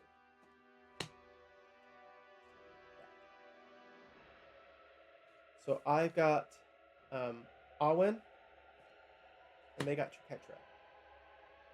Awen is 1 step above Terketra, so I still go first. And now we figure out what the monster will be doing. Although I think it will be irrelevant because I would be able to hit it for 3 as long as I can get a +1 modifier or a -1 defense. It's dead. Nonetheless, for solidarity's sake, it's got the Wheel of Tyrannus, which means it will do Leech. It heals 2 health twice per encounter. May not be used consecutively. This only happens on their activation. So I won't have to worry about it just yet. It's my turn next. So I have 3 cards and 5 Fury points. So I can only draw 2 more cards. Okay. I gained... The only card that I gained that I can show is Arcane Power. Draw 1 Fate card. If it matches your Arcane Power, activate it for free, which I don't have any at this moment. Or mark an enemy. Your next attack against them this round ignores defense, which is very helpful. So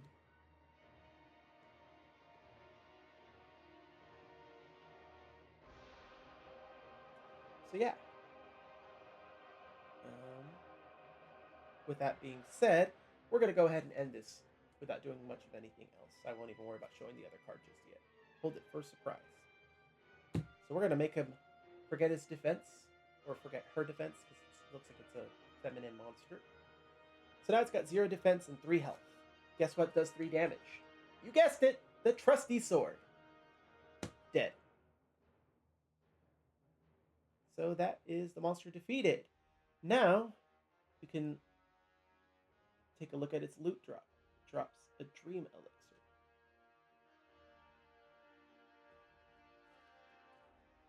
Oh no, that's broken.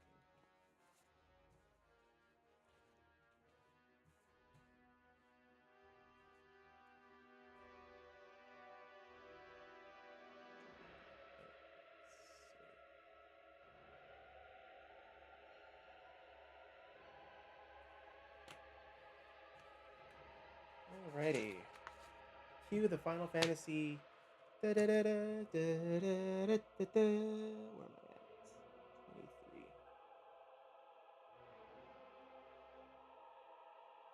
I beat it. I gain my potion. All that's left is to gain my hero points. So let's clean up, shall we? This stays here. These go back together. And 3 hero points, putting me at 14.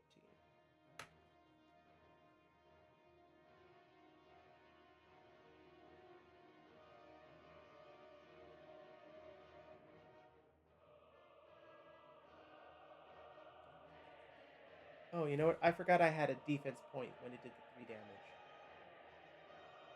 So it technically only did 2. Oh, whoops.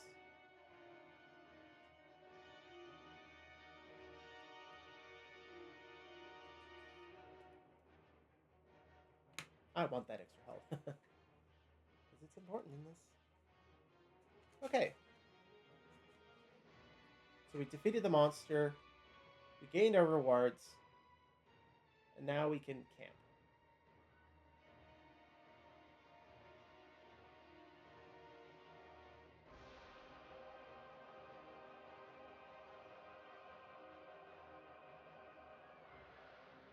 I guess, hold on, let me change the music here. Ah, I don't like that it does that. Every time I click on the song to stop it, it completely like rearranges the playlist. So then like the thing I'm about to click on is not the thing. Okay. That's good. Let's shuffle our Wheel of Tyrannus. What's our time? Wow. It's almost been 2 hours. Can't believe it. Alright, so we gained all of our rewards for this. I just kept this open. That is really loud. I'm sorry.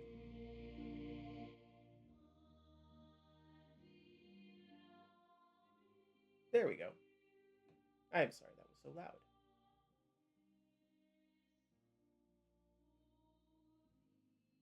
Okay. So then, before we proceed with camping, where is my... Oh, that's right. I have to do it through here.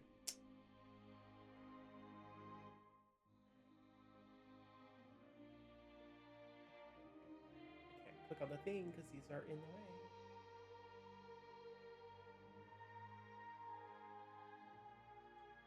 Nope, that's not the one I was looking for. There we go.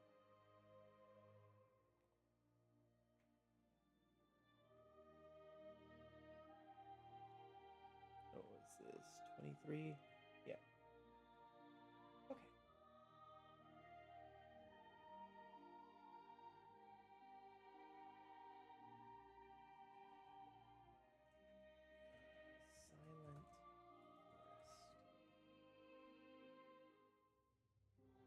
Silent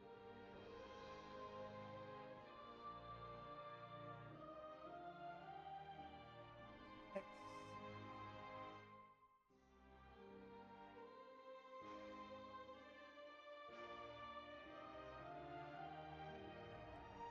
And this one was +1 Druid. Let's do HP. Very short, sweet, to the point quest or narrative. Okay, so now we can go to our camp.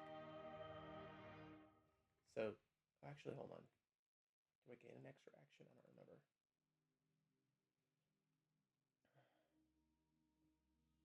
Perform camp actions after resting. Remove 1 strain point. I don't have any strain, so that's irrelevant. I do have another 10 hero points. So let's go for it. Let us meditate.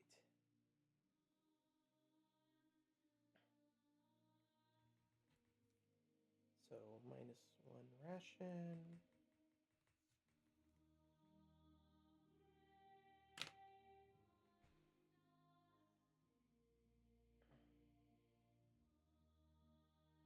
And that brings my hero points from 14 down to 4.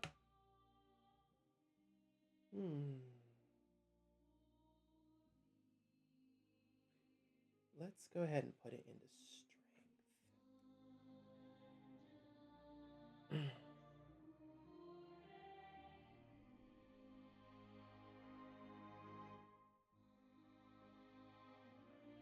All right.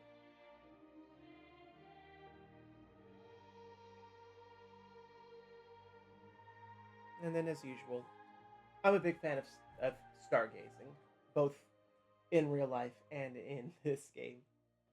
I remember when I first moved to Texas, because I'm a California girl. I had moved to Texas from the city, and back then, like, we were the only house in the neighborhood. It was a subdevelopment that they were building, and like, I mean, there were a couple of other houses, but like in our specific section of that subdevelopment, we were like the only house. No light pollution. And that was the first time I could see the stars and pretty much the Milky Way. It was beautiful. I didn't actually see the Milky Way, but it felt like that, like just the glow of the stars and the skies. It's like, man, that's so beautiful. And so having that option to stargaze in this game kind of brings me back to that moment. So no, oh wait, actually, I have brewed. Do I want to stargaze?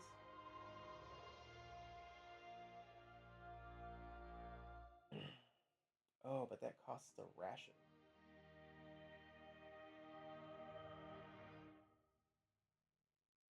I don't want to use rations.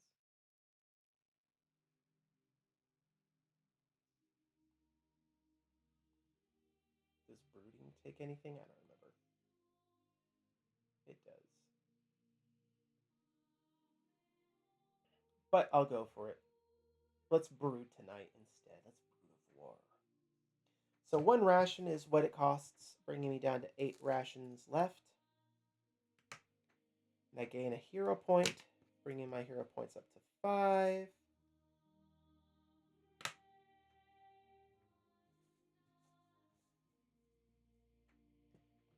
And that should be our hero actions. Now let me just make sure my character sheet's up to date. I'm sorry if this is a lot of upkeep. I'm doing my best to try to keep this as minimal as possible. But alas, it is a tabletop RPG, so there's a lot of bookkeeping involved, especially, because it's a hardcore game. So 9. No, I have 8 left.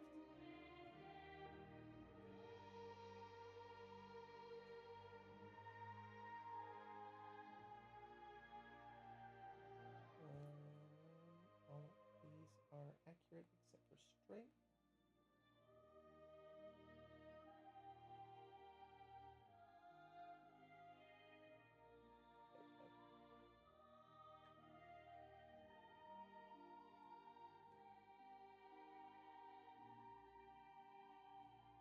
Okay.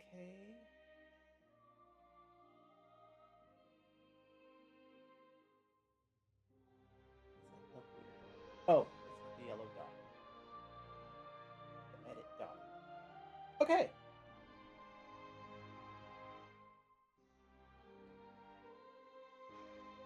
Close that. Return back to the Highlands map.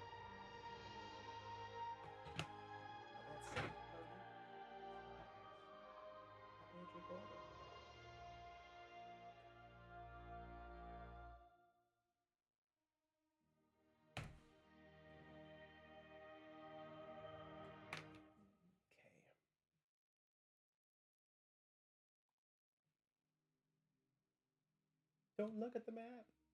Don't look at it.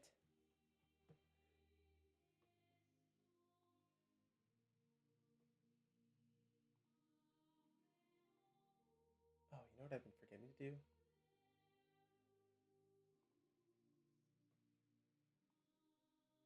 Gotta be able to see it on the map,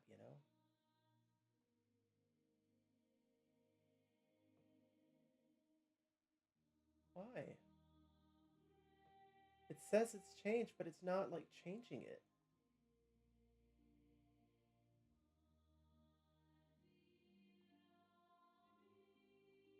Alright, I don't normally have to do it this many times.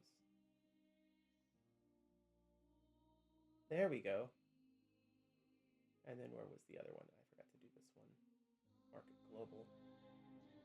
All this does is it makes sure that when we have the Fog of War on, we'll still be able to see it, so we can kind of see where we went, where we were. Because once I do this, see, we can't see all the other tiles. We can see all the ones we've been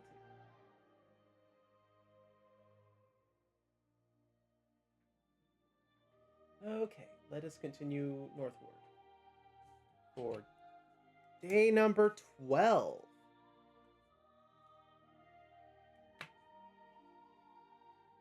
Okay. 1.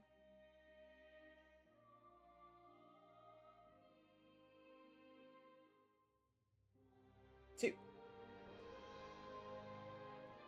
Okay. So now we have made it to our next quest. Let me move the map up a little bit so I can centralize this over here. It's more than likely we're going to have some questing elements. And we are going to have questing elements. There's no denying it. There's 2 of them right next to each other.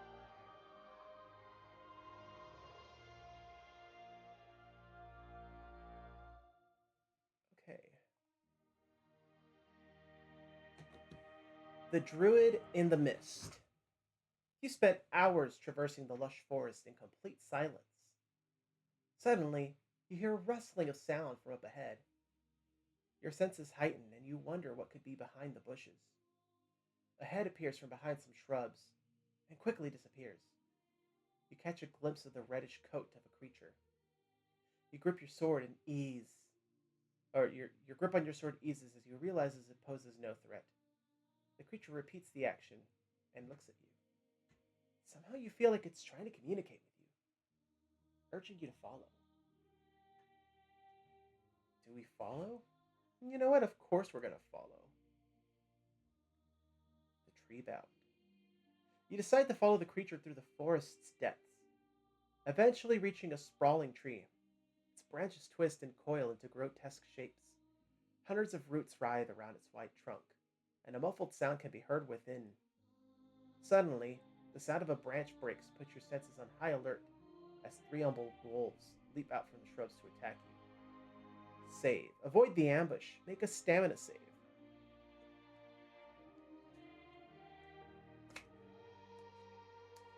Alrighty, so 1 base save, and I have 2 stamina points.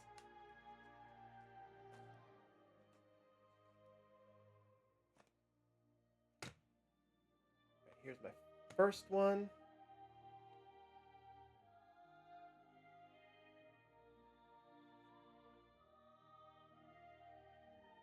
Okay, I needed a Triskelion, and I got it. So we succeeded the stamina save. Success. You avoid the attack and gain the initiative to strike first. So I don't have to... That was basically my initiative.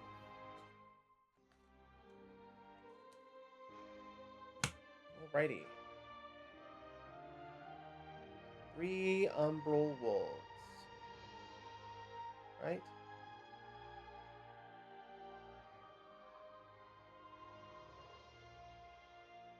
Okay. Well, here we go. Combat. Take 2. At least 3 umbral wolves seem pretty easy. I guess let me draw. Here they got Wheel of Tyrannus. Shred. The hero cannot play any utility cards during their next turn. But since that won't take effect until after their turn,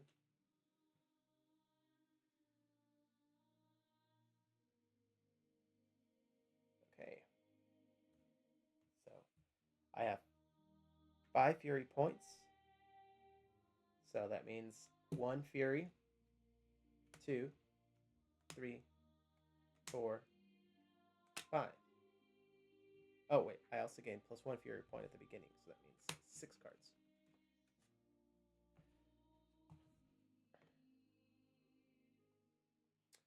Alrighty, so let us go back to our character sheet. Darn it. Where these got flipped over. I think that was it. I'm just going to keep them like that. Okay. Back here, let me get this moved over so we can see our stats a little more clearly.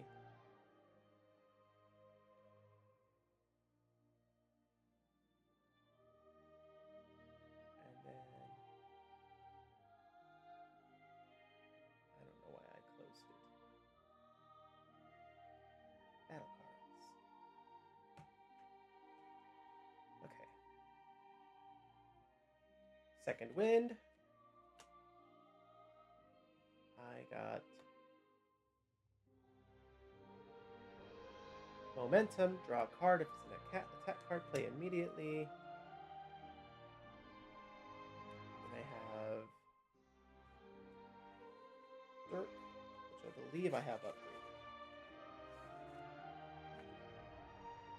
I do.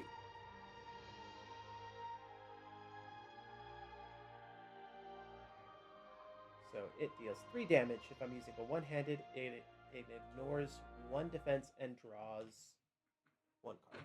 So that's useful. And I got Red Fox. And Battle Cry.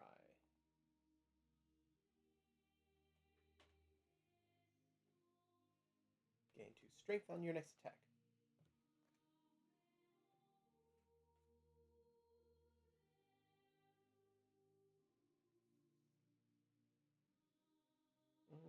So let's see here.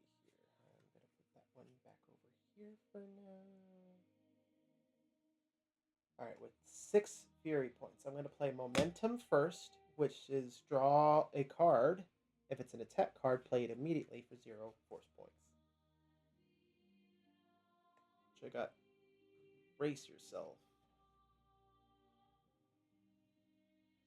Gain 1 defense immediate. If you block all damage, recover 1 health. I won't need that just yet, so I'll set that down.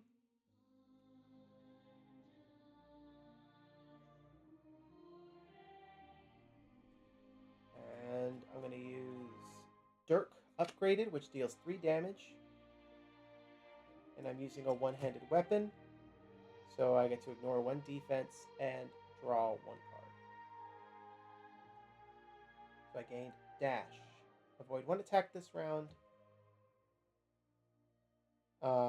If successful, immediately recover 1 health, gain strain. I won't need that one just yet. So set that down.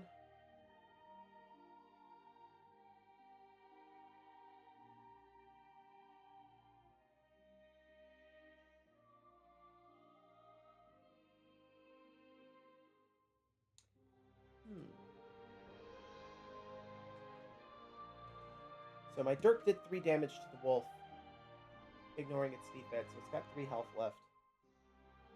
So I guess I will attack with my sword, which will kill one of the wolves.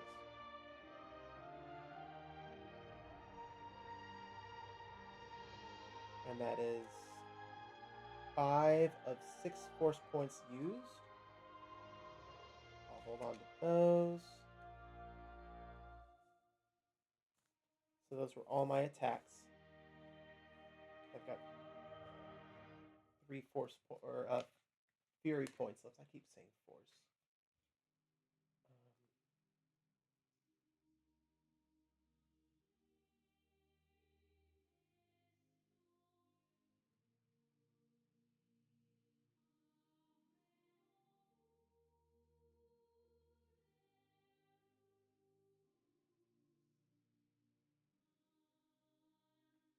Okay, so shoot, I cannot play both of those. I have to play the one no matter what because I only have 3 points left. So I'm going to play Brace Yourself, and then I have to pick for my other 2, which cost 2 Fury points.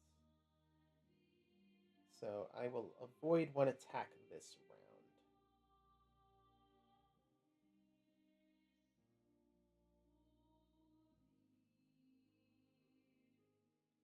And hold on to the other card.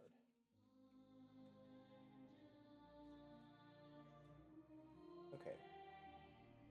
So it is gain 1 defense. If I block all damage this round, recover 1 health, or avoid 1 attack this round. If successful, immediately recover 1 health and gain 1 strain.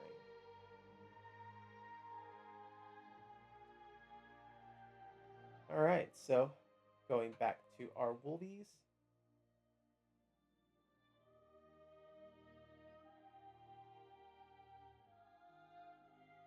They have the Wheel of Tyrannus, which I cannot play any utility cards during my next turn. So they do absolutely nothing.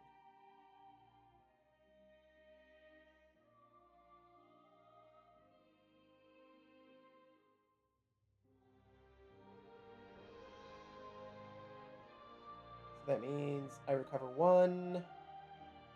2 damage. I gain 1 strain. Strain goes up, and I recover 2 health, putting me to 16. Actually, it does not. I forgot to take some damage. Actually, no, this is my first turn.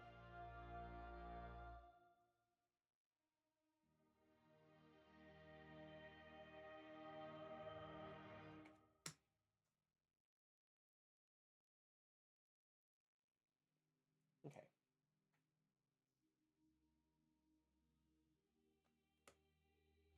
So now let's clean this up.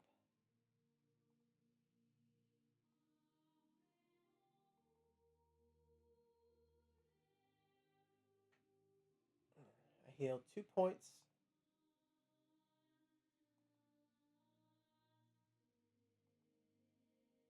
gained a strain.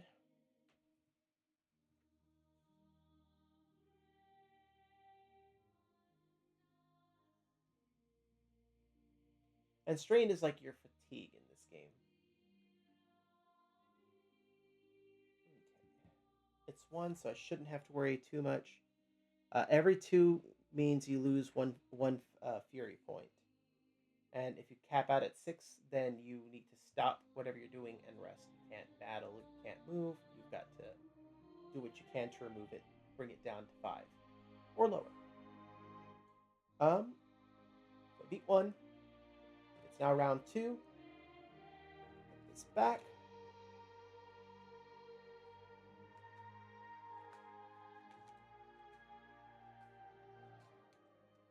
Okay. I got that. And they got that. So they have Elm, and I have Triskelion. Oh man, I went really, really first.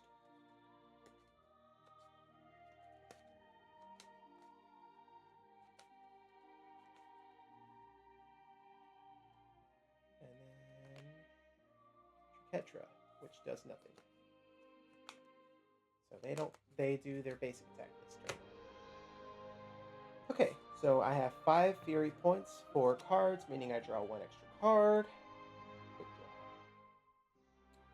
Okay, so let's go ahead and do quick draw, because it's 0 Fury points. I draw a card, and if it's an attack, I reduce its Fury point cost by 1 Fury point. I got Punch, which is a attack card that's already at 0 Fury points. And my Punch is upgraded.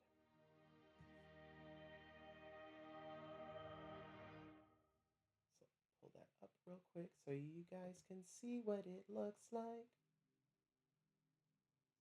Oops, scrolled a little too far. Deal 2 damage. If target has defense, reduce it by 1 instead.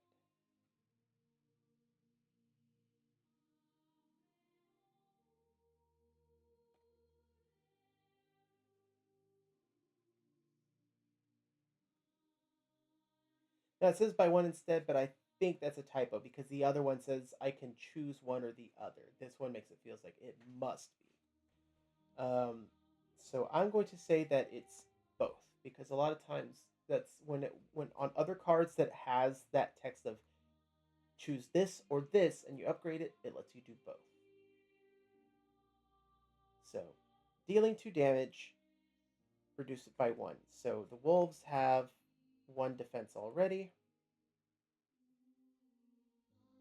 So that means I do 2 damage, bringing their total health to 4. I still have lots of Fury points.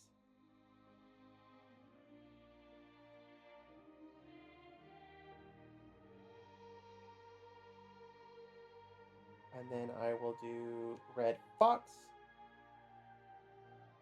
which reduces an enemy's defense by 1. And if they take damage, they'll suffer an extra 1. And the reason I'm doing this is because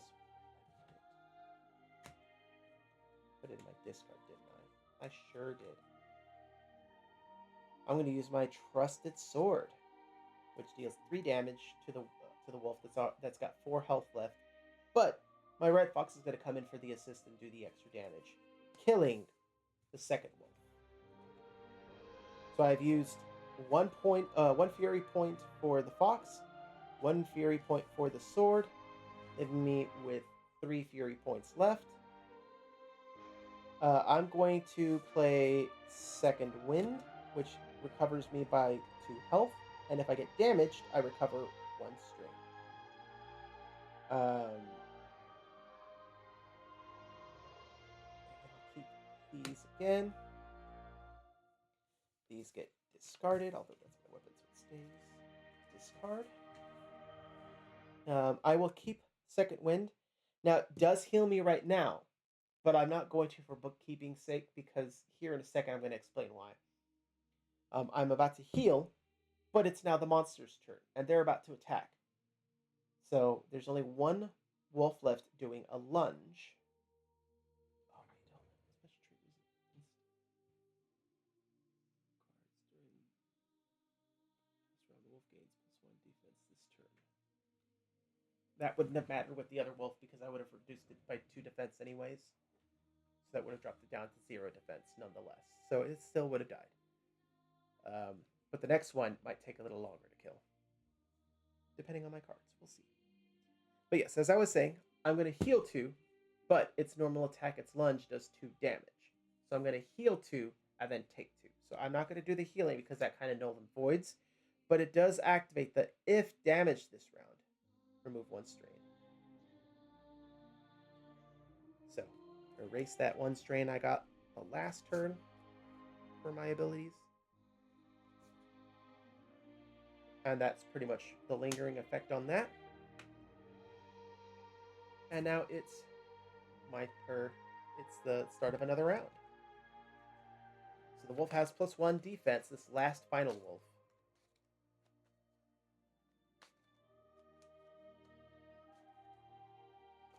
I've got the Daranot, and they got Elm.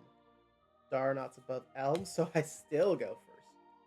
He may be a dead wolf before he even gets to attack again. Okay.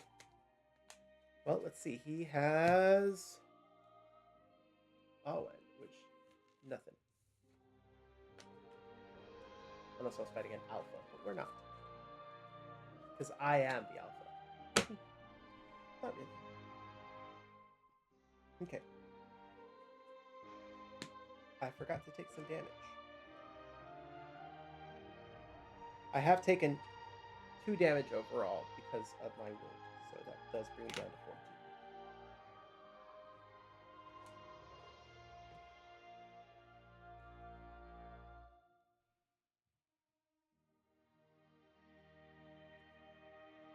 We are at the 2-hour mark. I'm probably going to do one more set of movement through the mountains and then call it a night. So that'll put us at about 2.5 hours after this combat's over. Okay, so start of the next round. We're going first. They're doing a basic attack on their turn. I have 2 cards in my hand. So I draw up to 5.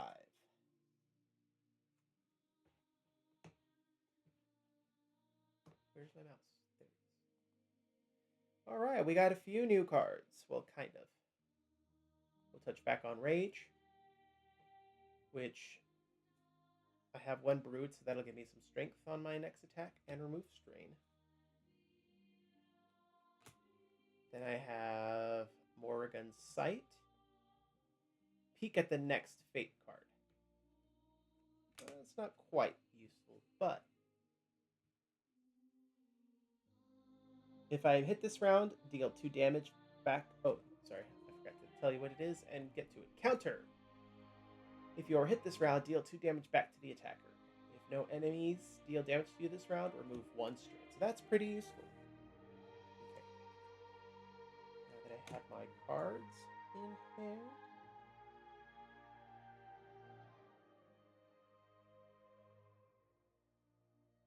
Oh, we might actually win. All right, so we are going to use Battle Cry and Rage combo. So that's going to be +2 strength on my next attack because I have a Brood. And Battle Cry gives me +2 strength. Wait, hold on, I'm reading the upgraded effect. It's not upgraded yet. Gives me +1 strength, so that's +3 strength, +3 damage. My Brood also gives me +1 more, so that's 4. On top of my 3, so that's 7.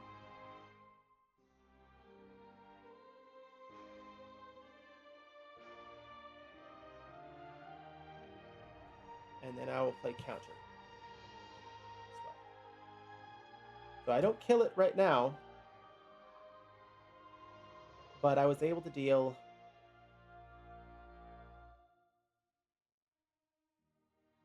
6 damage.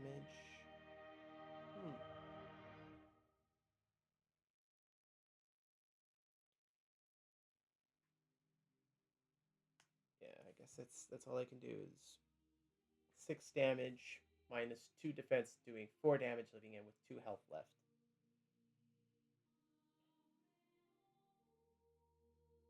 Okay.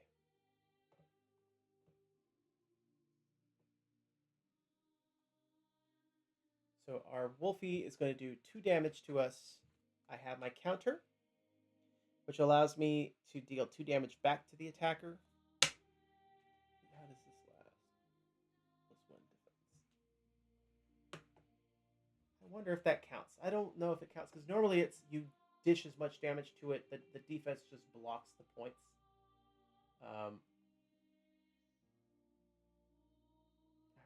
No, it's per attack. So actually, I deal no damage to it. That was kind of moot. Okay, well, nonetheless, 2 damage has been dealt to me. No, 1 damage has been dealt because I have 1 defense.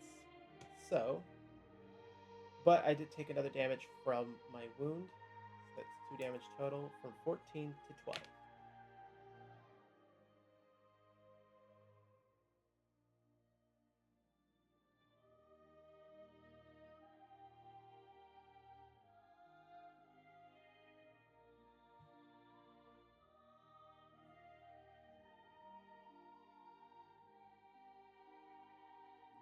Okay.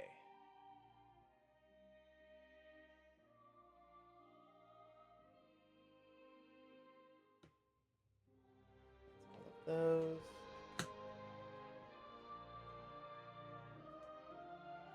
Got 1, 2.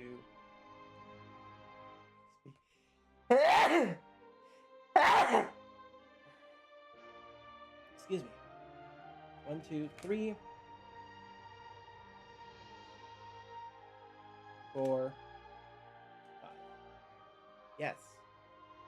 We get to use our new card. Clan Strike. Deals 7 damage. So he's dead. I'm just going to go ahead and...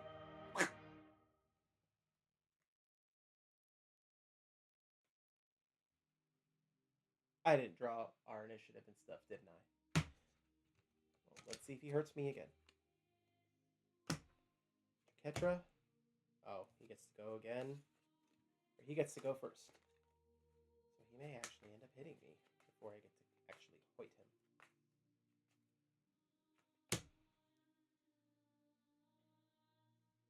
Nope. So he just does 2 damage. Or 1 damage. So I'm down to 10. Because after this round is over, I'm going to take the extra damage. But Clan Strike him. He's dead. I'm down to 10. And then...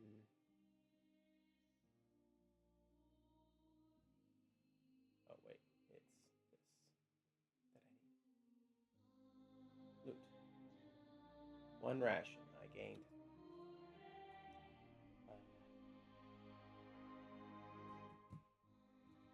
3 rations. Getting up to 11.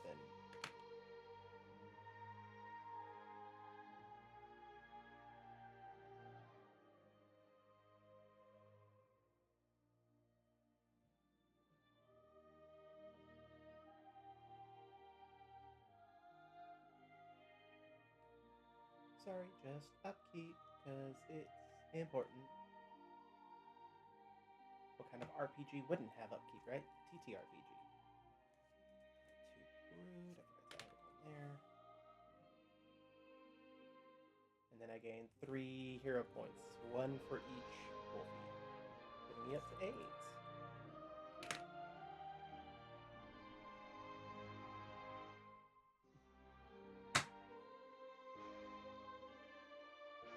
Alright. After the fight, gain 3 more hero points.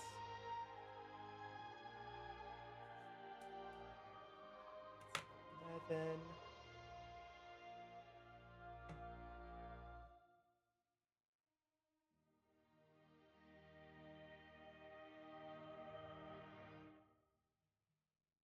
okay. Now you can try to free the captive. Break the roots. Make a strength save. Okay. Yay, I upgraded my strength. So now this is one of the first times I'm actually able to draw more than just 1 extra card. So I get to draw 1 base plus 1, 2 for my 3 strength. Wheel of Tyrannus on the first try. So, oh, I guess I do need to show you. Wheel of Tyrannus.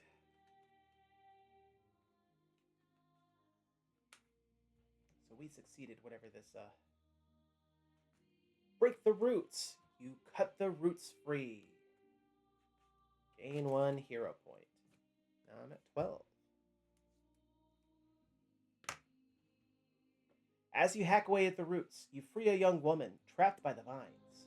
After you free her, a small fox rushes forward to embrace her. Though the fox cannot speak or make any sound, a deep, unspoken bond exists between the woman and the fox. They communicate as if they are one, without the needs for word. Ah, I can hardly breathe, she says, caressing the fox. I knew I could rely on Tost, but definitely not on a stranger. I'm Orla, and this is my companion, Tost. We have some questions for you. First and foremost, why were you trapped? A member of our grove went rogue and imprisoned me within the ancient tree. I don't know his intentions. Who trapped her? Ragnall. He's a cunning person. I have never trusted him. His actions today have proven me right. Well, what are you doing in the forest? With the resurgence of the Wyverns, wells of magic are appearing throughout the Highlands. Some of us are attempting to use this force to protect our land, while others, like Ragnall, are trying to use it for personal gain. A sudden burst of magic emanates from an area nearby. You watch as a green magical beam reaches out towards the clouds. Grove! Other druids! Orla gasps. She looks back at you. You've helped me, but if you are intent on battling the Wyverns, follow me. Do we help her? I don't know. I kind of like the cute little tree gal. Let's chase after her. As you approach the area, actually, let's change the music here. Slide this over so I can see my buttons.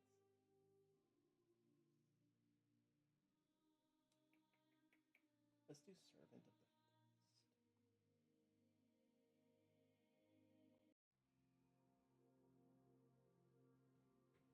As you approach the area, the magic dissipates back into the earth. This is a wellspring of magic. We druids tap into its power to protect nature. Someone has been siphoning off the magic. Her eyes shift to the circle. Kyle! She screams, rushing towards an older man, dressed in white robes. 6 male druids lie dead around the standing stones. Orla kneels by Kyle and closes his eyes. She stands and invokes an ancient chant as she waves her staff. A green spark of magic ignites and shoots out, touching each standing stone. Plants and roots begin to whirl like worms, reaching the 6 bodies, now covered in vegetation. We belong to nature, and to nature we shall return, she whispers. Tost runs towards a bush and sniffs at it. He looks back at Orla, who nods and says, Tost has found a trail. I can sense it too. The person responsible is close by. Let's continue on to the rogue druid. You reach another stone circle. This time, a lone figure, a young man in white robes, is invoking power. Orla interrupts him by casting a magical bolt with a movement of her staff. Ragnall! You've destroyed our grove and murdered druid brothers, Orla screams. They are a small price to pay for the immense power we can tap into. Do you think the Wyverns will stop attacking? They only grow larger, stronger, and more destructive. I can attain this power and become their adversary, Ragnall says. You only think of your own ambitions. It's in your nature, and I will not let the deaths go unpunished, Orla responds. You can sense the magic that binds the other world to the human world. They're colliding, and the Umbral Highlands, along with the rest of the known world, will soon become intertwined. I will take advantage of this magical wellspring and embrace the change, Ragnall declares. I will ensure you are not here to witness it. Orla insists. Ragnar shakes his head in disagreement. You could have been at my side, Orla, but you left me no choice. You shall join the brothers, and nature will consume you. Uh-oh, looks like it's a boss fight. Ragnar, the rogue druid. He doesn't seem too terribly tough. Okay. Shuffle my battle deck real quick.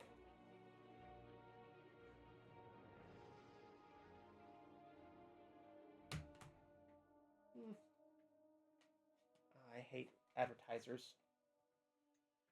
It's like, why are you coming on streams and trying to advertise stuff? It's like, I'm in the middle of the stream. Why would I even go to you? Why would I go and check out your product or your likes? Why would I pay for that? I'd rather have natural likes. I'd rather have people actually enjoy this. Anyways, battle deck is shuffled. Let me just give the fate cards a good shuffle.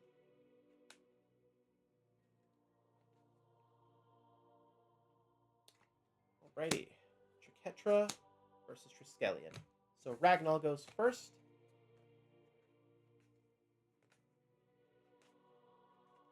Luckily, he's not too hard.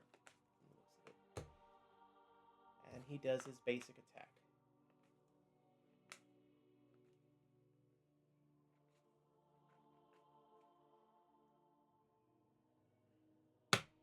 Alrighty. So I have 6 Fury points. So 1. Well, it's 5, but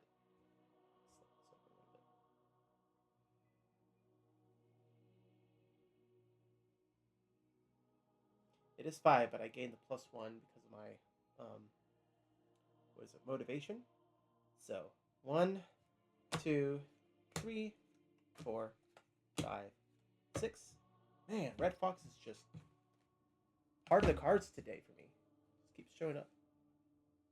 Recovery, Battle Cry, Red Fox, Bloodlust, and Quick Draw. We've seen a couple of those already, so I won't go through them again, just to kind of speed through this a little faster. So let's see here. Let's put injury down because I don't need it. Recovery is helpful, but I don't need it at this exact moment. Oh, wait, no, he goes first. That's right.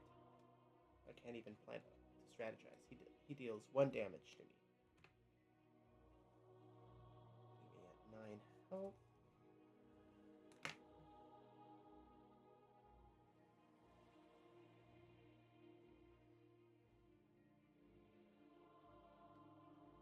Okay, now it's my turn. Let's do Quick Draw.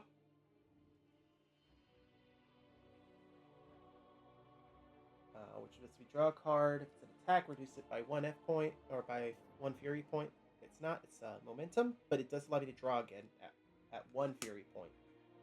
So we'll draw 1 more card. Dang, man. Not very good opening cards, but we're gonna play nonetheless. I'm going to Battle Cry to gain 1 strength. Red Fox to reduce his defense down to 0 at attack.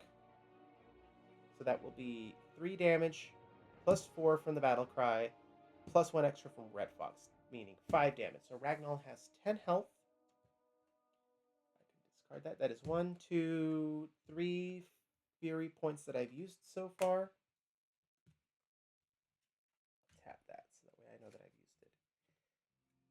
And I have another 3 more I can use with 3 cards. Oh, we're gonna use Bloodlust. I didn't realize that. Bloodlust, gain 1 Fury point, and if I'm below half my health, which I am at 9 health, maximum health 18, I can draw a card. Arcane Power.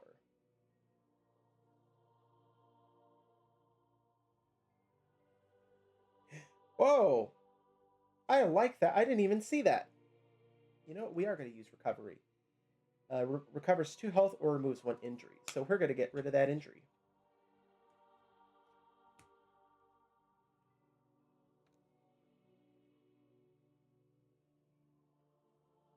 Yay. So that's... Let's just count how many Fury points I've used. 1, 2, 3, 4. So I have 6, 7. Oh, I forgot. I deal 1 extra damage because of my amulet. So he's actually a 9.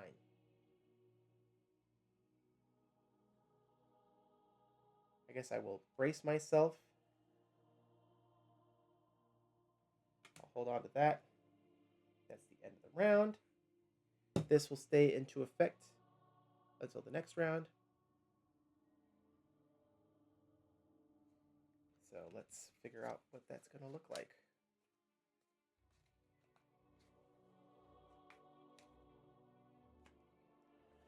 We look Tyrannus versus Awen. We look Tyrannus is ahead. Yeah. So I get to go first. So that's going to be a moot point.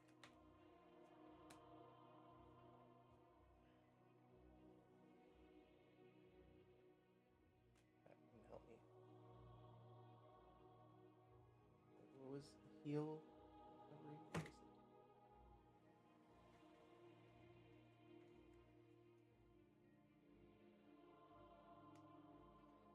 Was it one or the other? Yeah, it was one or the other. Okay.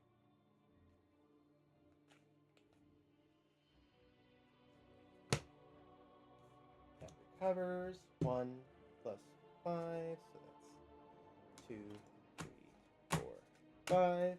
Ooh, land strike. Saw that one.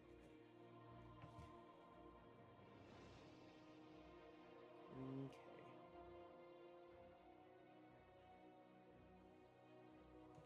Let's start by using my upgraded Dirk, which deals 3 damage, although he has 1 defense, so technically that's... Well, actually, before I do that, what can I...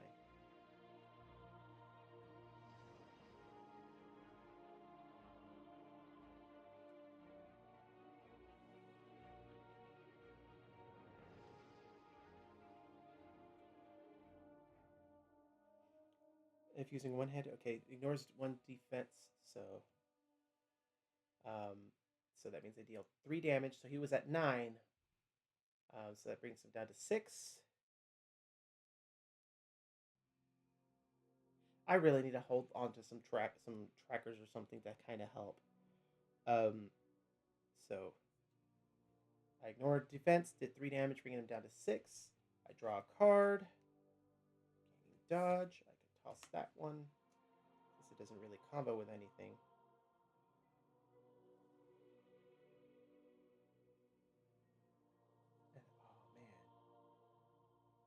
Oh well.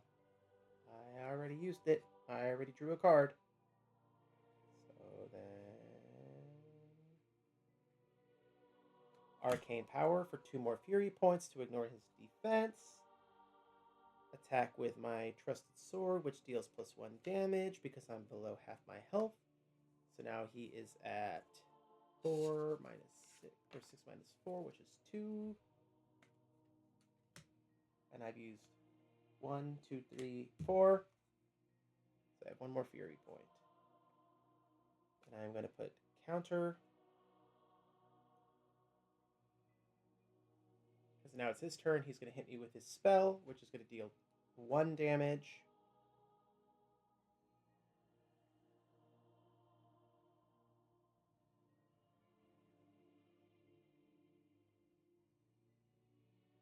Actually, hold on. Yeah, that was all I had was 1. So I can't use any of these. He's got 0 defense. So he hits me, dealing his 2 damage from his green bolt, bringing me down to 7. 6. No. I have 1 defense. So that means it would be 1 damage, bring me down to 8. But I do take 7 because it would be the end of the round. Or take an extra, so it would bring me down to 7. Words are really hard to phrase things. Oops, what did I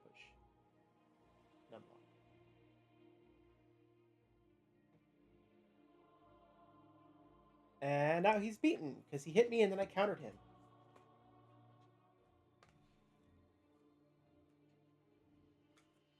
Alrighty, so gain 3 hero points, bringing me up to 15.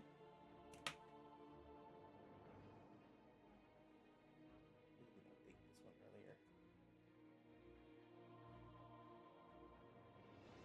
Alrighty, after the fight.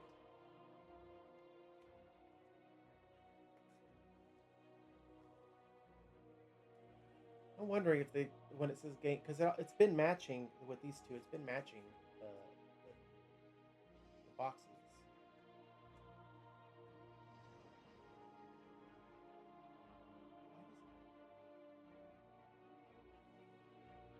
I know I double checked and edited this, but I'm realizing it's got a duplicate line of text. I don't understand why.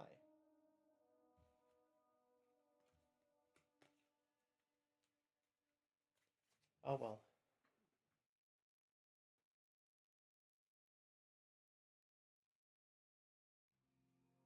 Dang, man, this was a really good quest. I really needed this quest. It gave me a lot of points for it being so easy. Okay, so I'll just add all my hero points here in a bit. After the battle ends and Ragnar is killed, Orla says, humans are quick to blame and quick to carry out violence. Nature knows its place. Each cycle plants seeds of life, which grow mature and one day perish, only for new life to be born. That is the meaning. It has a purpose. To slay a person or animal for sport or hate, that is the gravest waste, she nods. I will offer you my knowledge in your coming battles.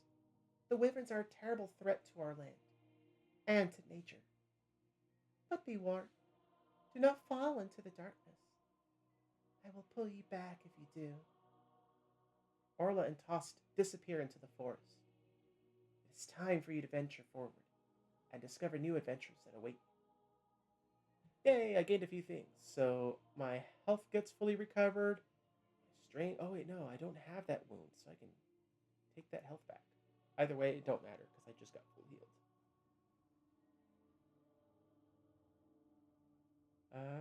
I gained Ally, Orla, and Tost. I believe I have it here. Do not.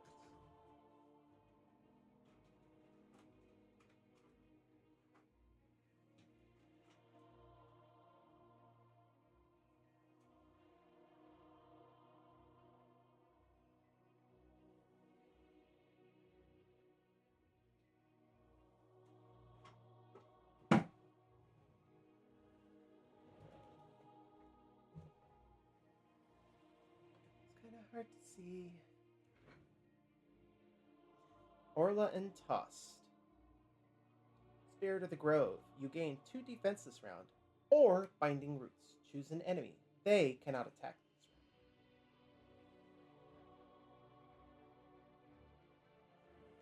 round. No. I gave one more thing, which I doubt I have.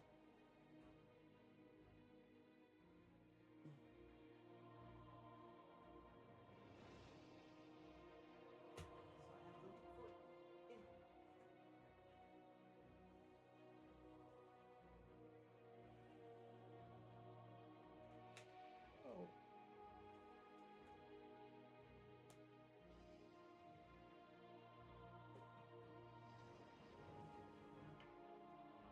Warrior's Mind. I draw 2 cards. Discard 1. Which is pretty handy. Awesome. So let's mark those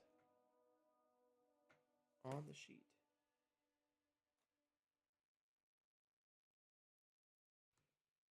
So where is Warrior's Mind? Right here.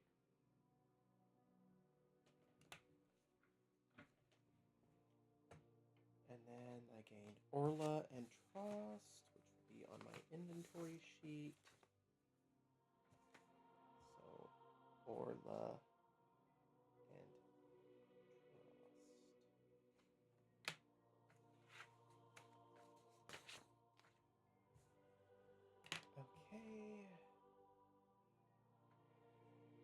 done those. We've healed. I just need my 11 hero points.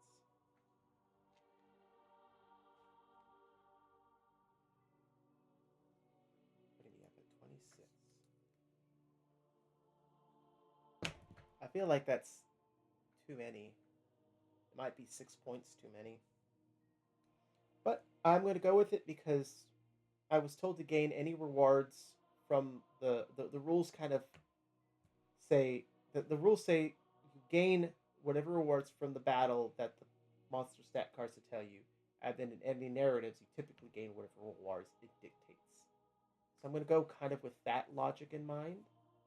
I apologize if that is not correct. We're going to move on. Okay.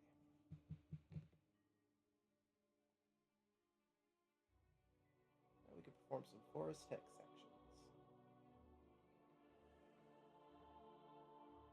actions. We got here with 2 movement points.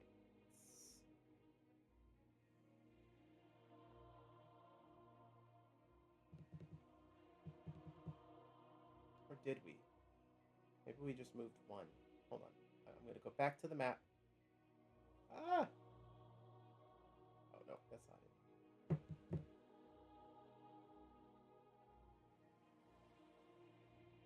I guess I didn't technically need to. I had this right here.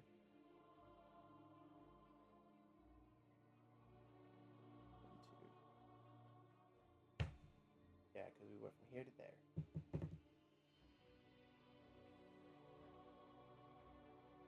Okay, so that's just 2. Oh my gosh, I'm starting to feel a little brain foggy. It is late.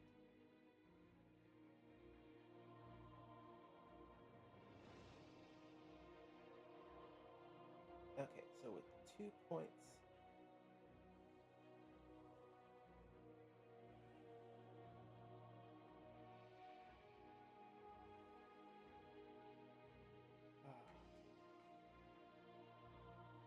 Whoa, that like really went down.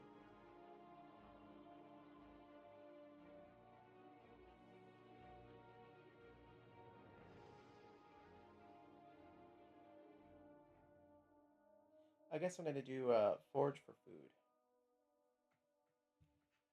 My stamina's 2. Wait. It's a wisdom save. My wisdom is 2.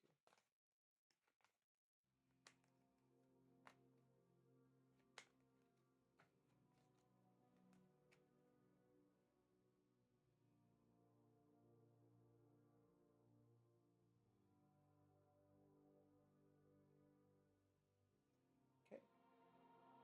So 1, 2. I think that's. Yep, that was my wisdom.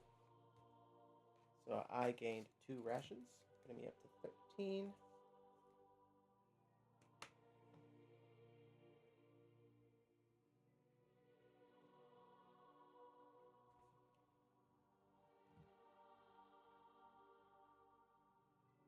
Okay, and then I will locate a plant. Since I have 1 more movement point.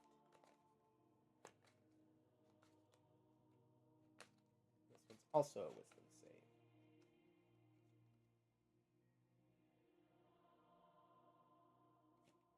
Okay, I got Wheel of Tyrannus and Awen, which are not wisdom, so I lose a movement point. So I'm going to assume that that means I lose 1 for tomorrow.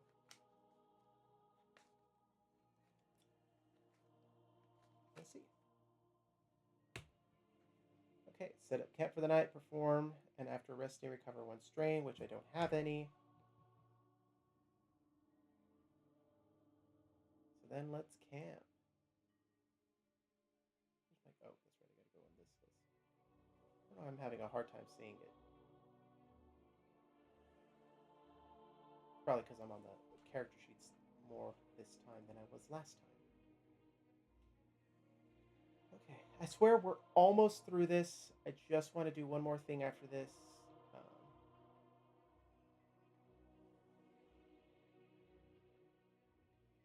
Okay, so let's meditate again since we haven't had a lot of hero points. I just have to do the upkeep another time. Okay.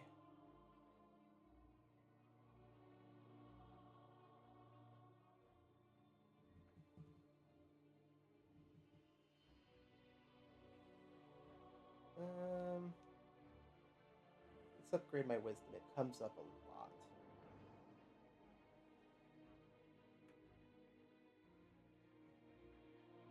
Oh shoot, you know what? I failed that, but I didn't even actually look at what I failed.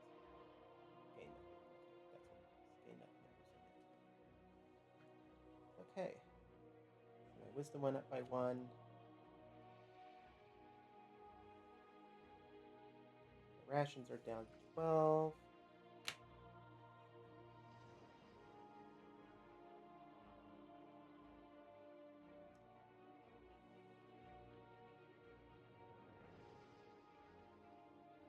You know what? We're gonna brood. Bring it up to 3. Reduce my rations down by 1 more. Bring me down to 11. But I gain an extra hero point. Bring me to 20 or to 17.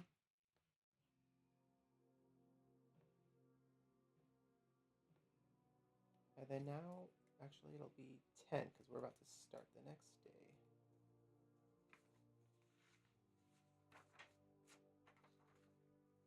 Day 13 of our journey. It's almost been 2 weeks since we've entered the Umbral Highlands. And I forgot to shuffle that card in. Highlands map. What?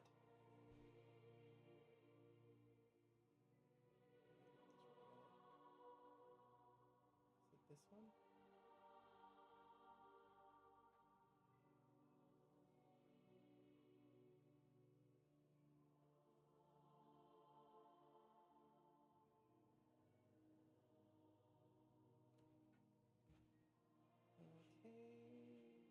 We just do the clickety clackety on the dude.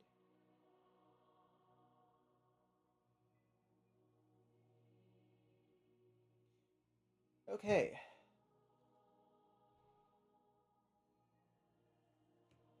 So it's the start of a brand new day. We lost a movement point from, I guess we were looking for some herbs and we probably rubbed up against some poison ivy, so it made us feel uncomfortable, and now we're incredibly sore and achy and itchy and all kinds of, I don't wanna.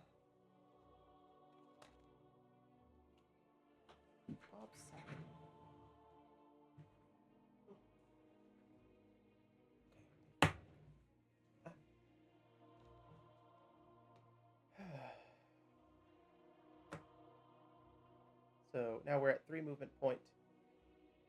And now we get to move up into one of our first Highland tiles. And now I can explain how Highlands work. Okay.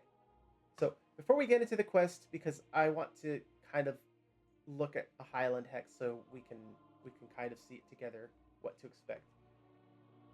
The breath of the mountain sweeps through, howling like a beast. The giant mountains and crags provide a different form of life. One meant for toughened beasts and people who dare face the elements, and make the Highlands their home. The first time you enter a Highlands hex, you must successfully succeed on a climb save. Once complete, you place a cairn to reflect that you know the route, marking it on the map. If no cairn is placed, you must always succeed at the climb when re-entering this hex. And so again, to kind of explain, you make a strength save. If you succeed, you climb it. If you fail, you still reach the area, but you lose 1 health. Once you claim a cairn, you never have to climb this hex again. Just so that we were kind of aware of the rules.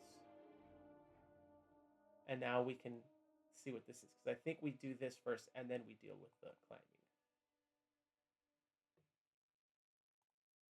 So if I remember, there's some stuff involved in this that sets that up for us.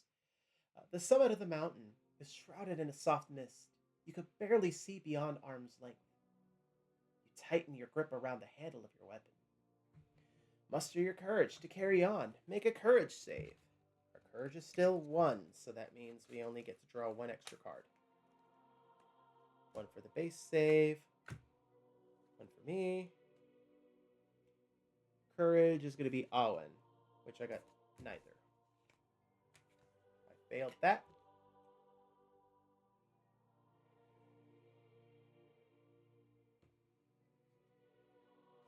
Your legs tremble, and your breath is sharp and in panic mode. We lose 1 ration as you overconsume supplies to cope with the shock, and gain 1 strain. And so then we do this. 11.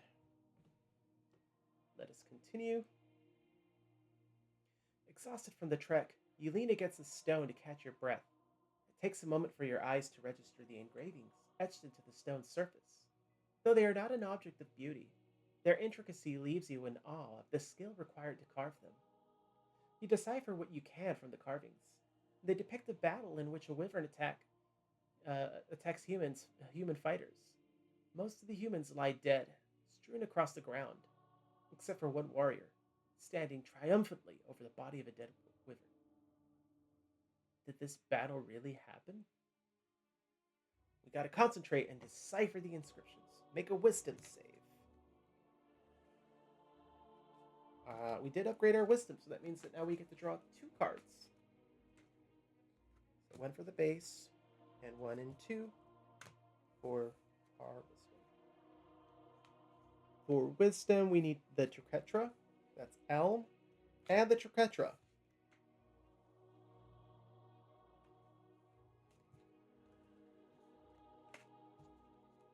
So we succeeded.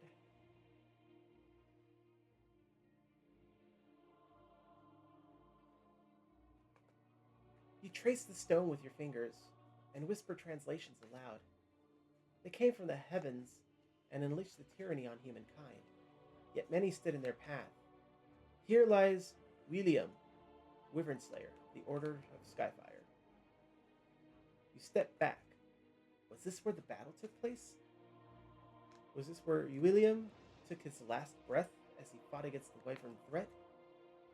Let's go to rewards. Gain a Wyvern clue. Mark this location as Uliarm's Cairn. This counts as playing a cairn, permanently removing the need to perform climbing saves for this hex.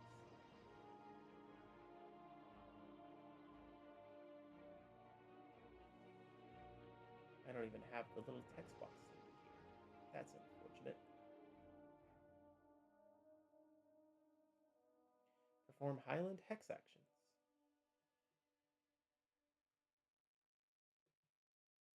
So this one, we only moved 1. We had 3 left, so now we have 2. So we can do any of these.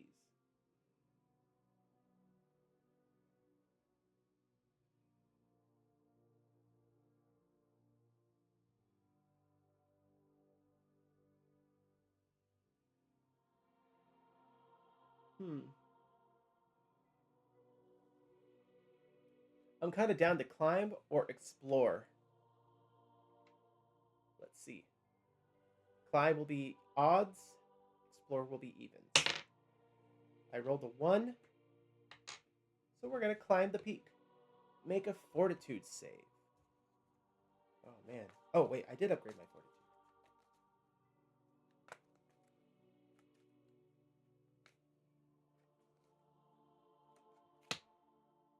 That's Elm. It's 1 and 2, which is Daranaut and Triskelion. So neither of those.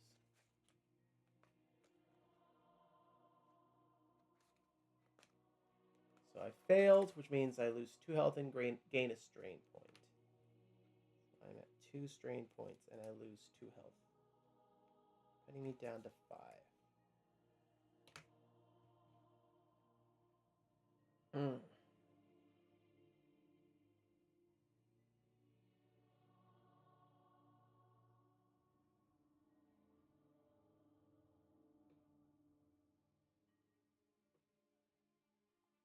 That's right, I gotta do that.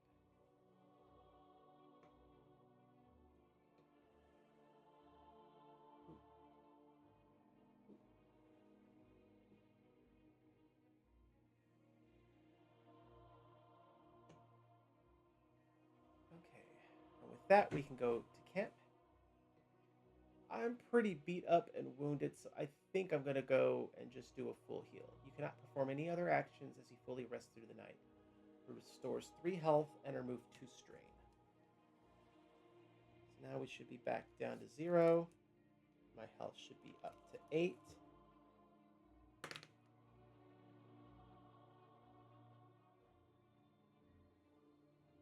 And that should draw an end to the night.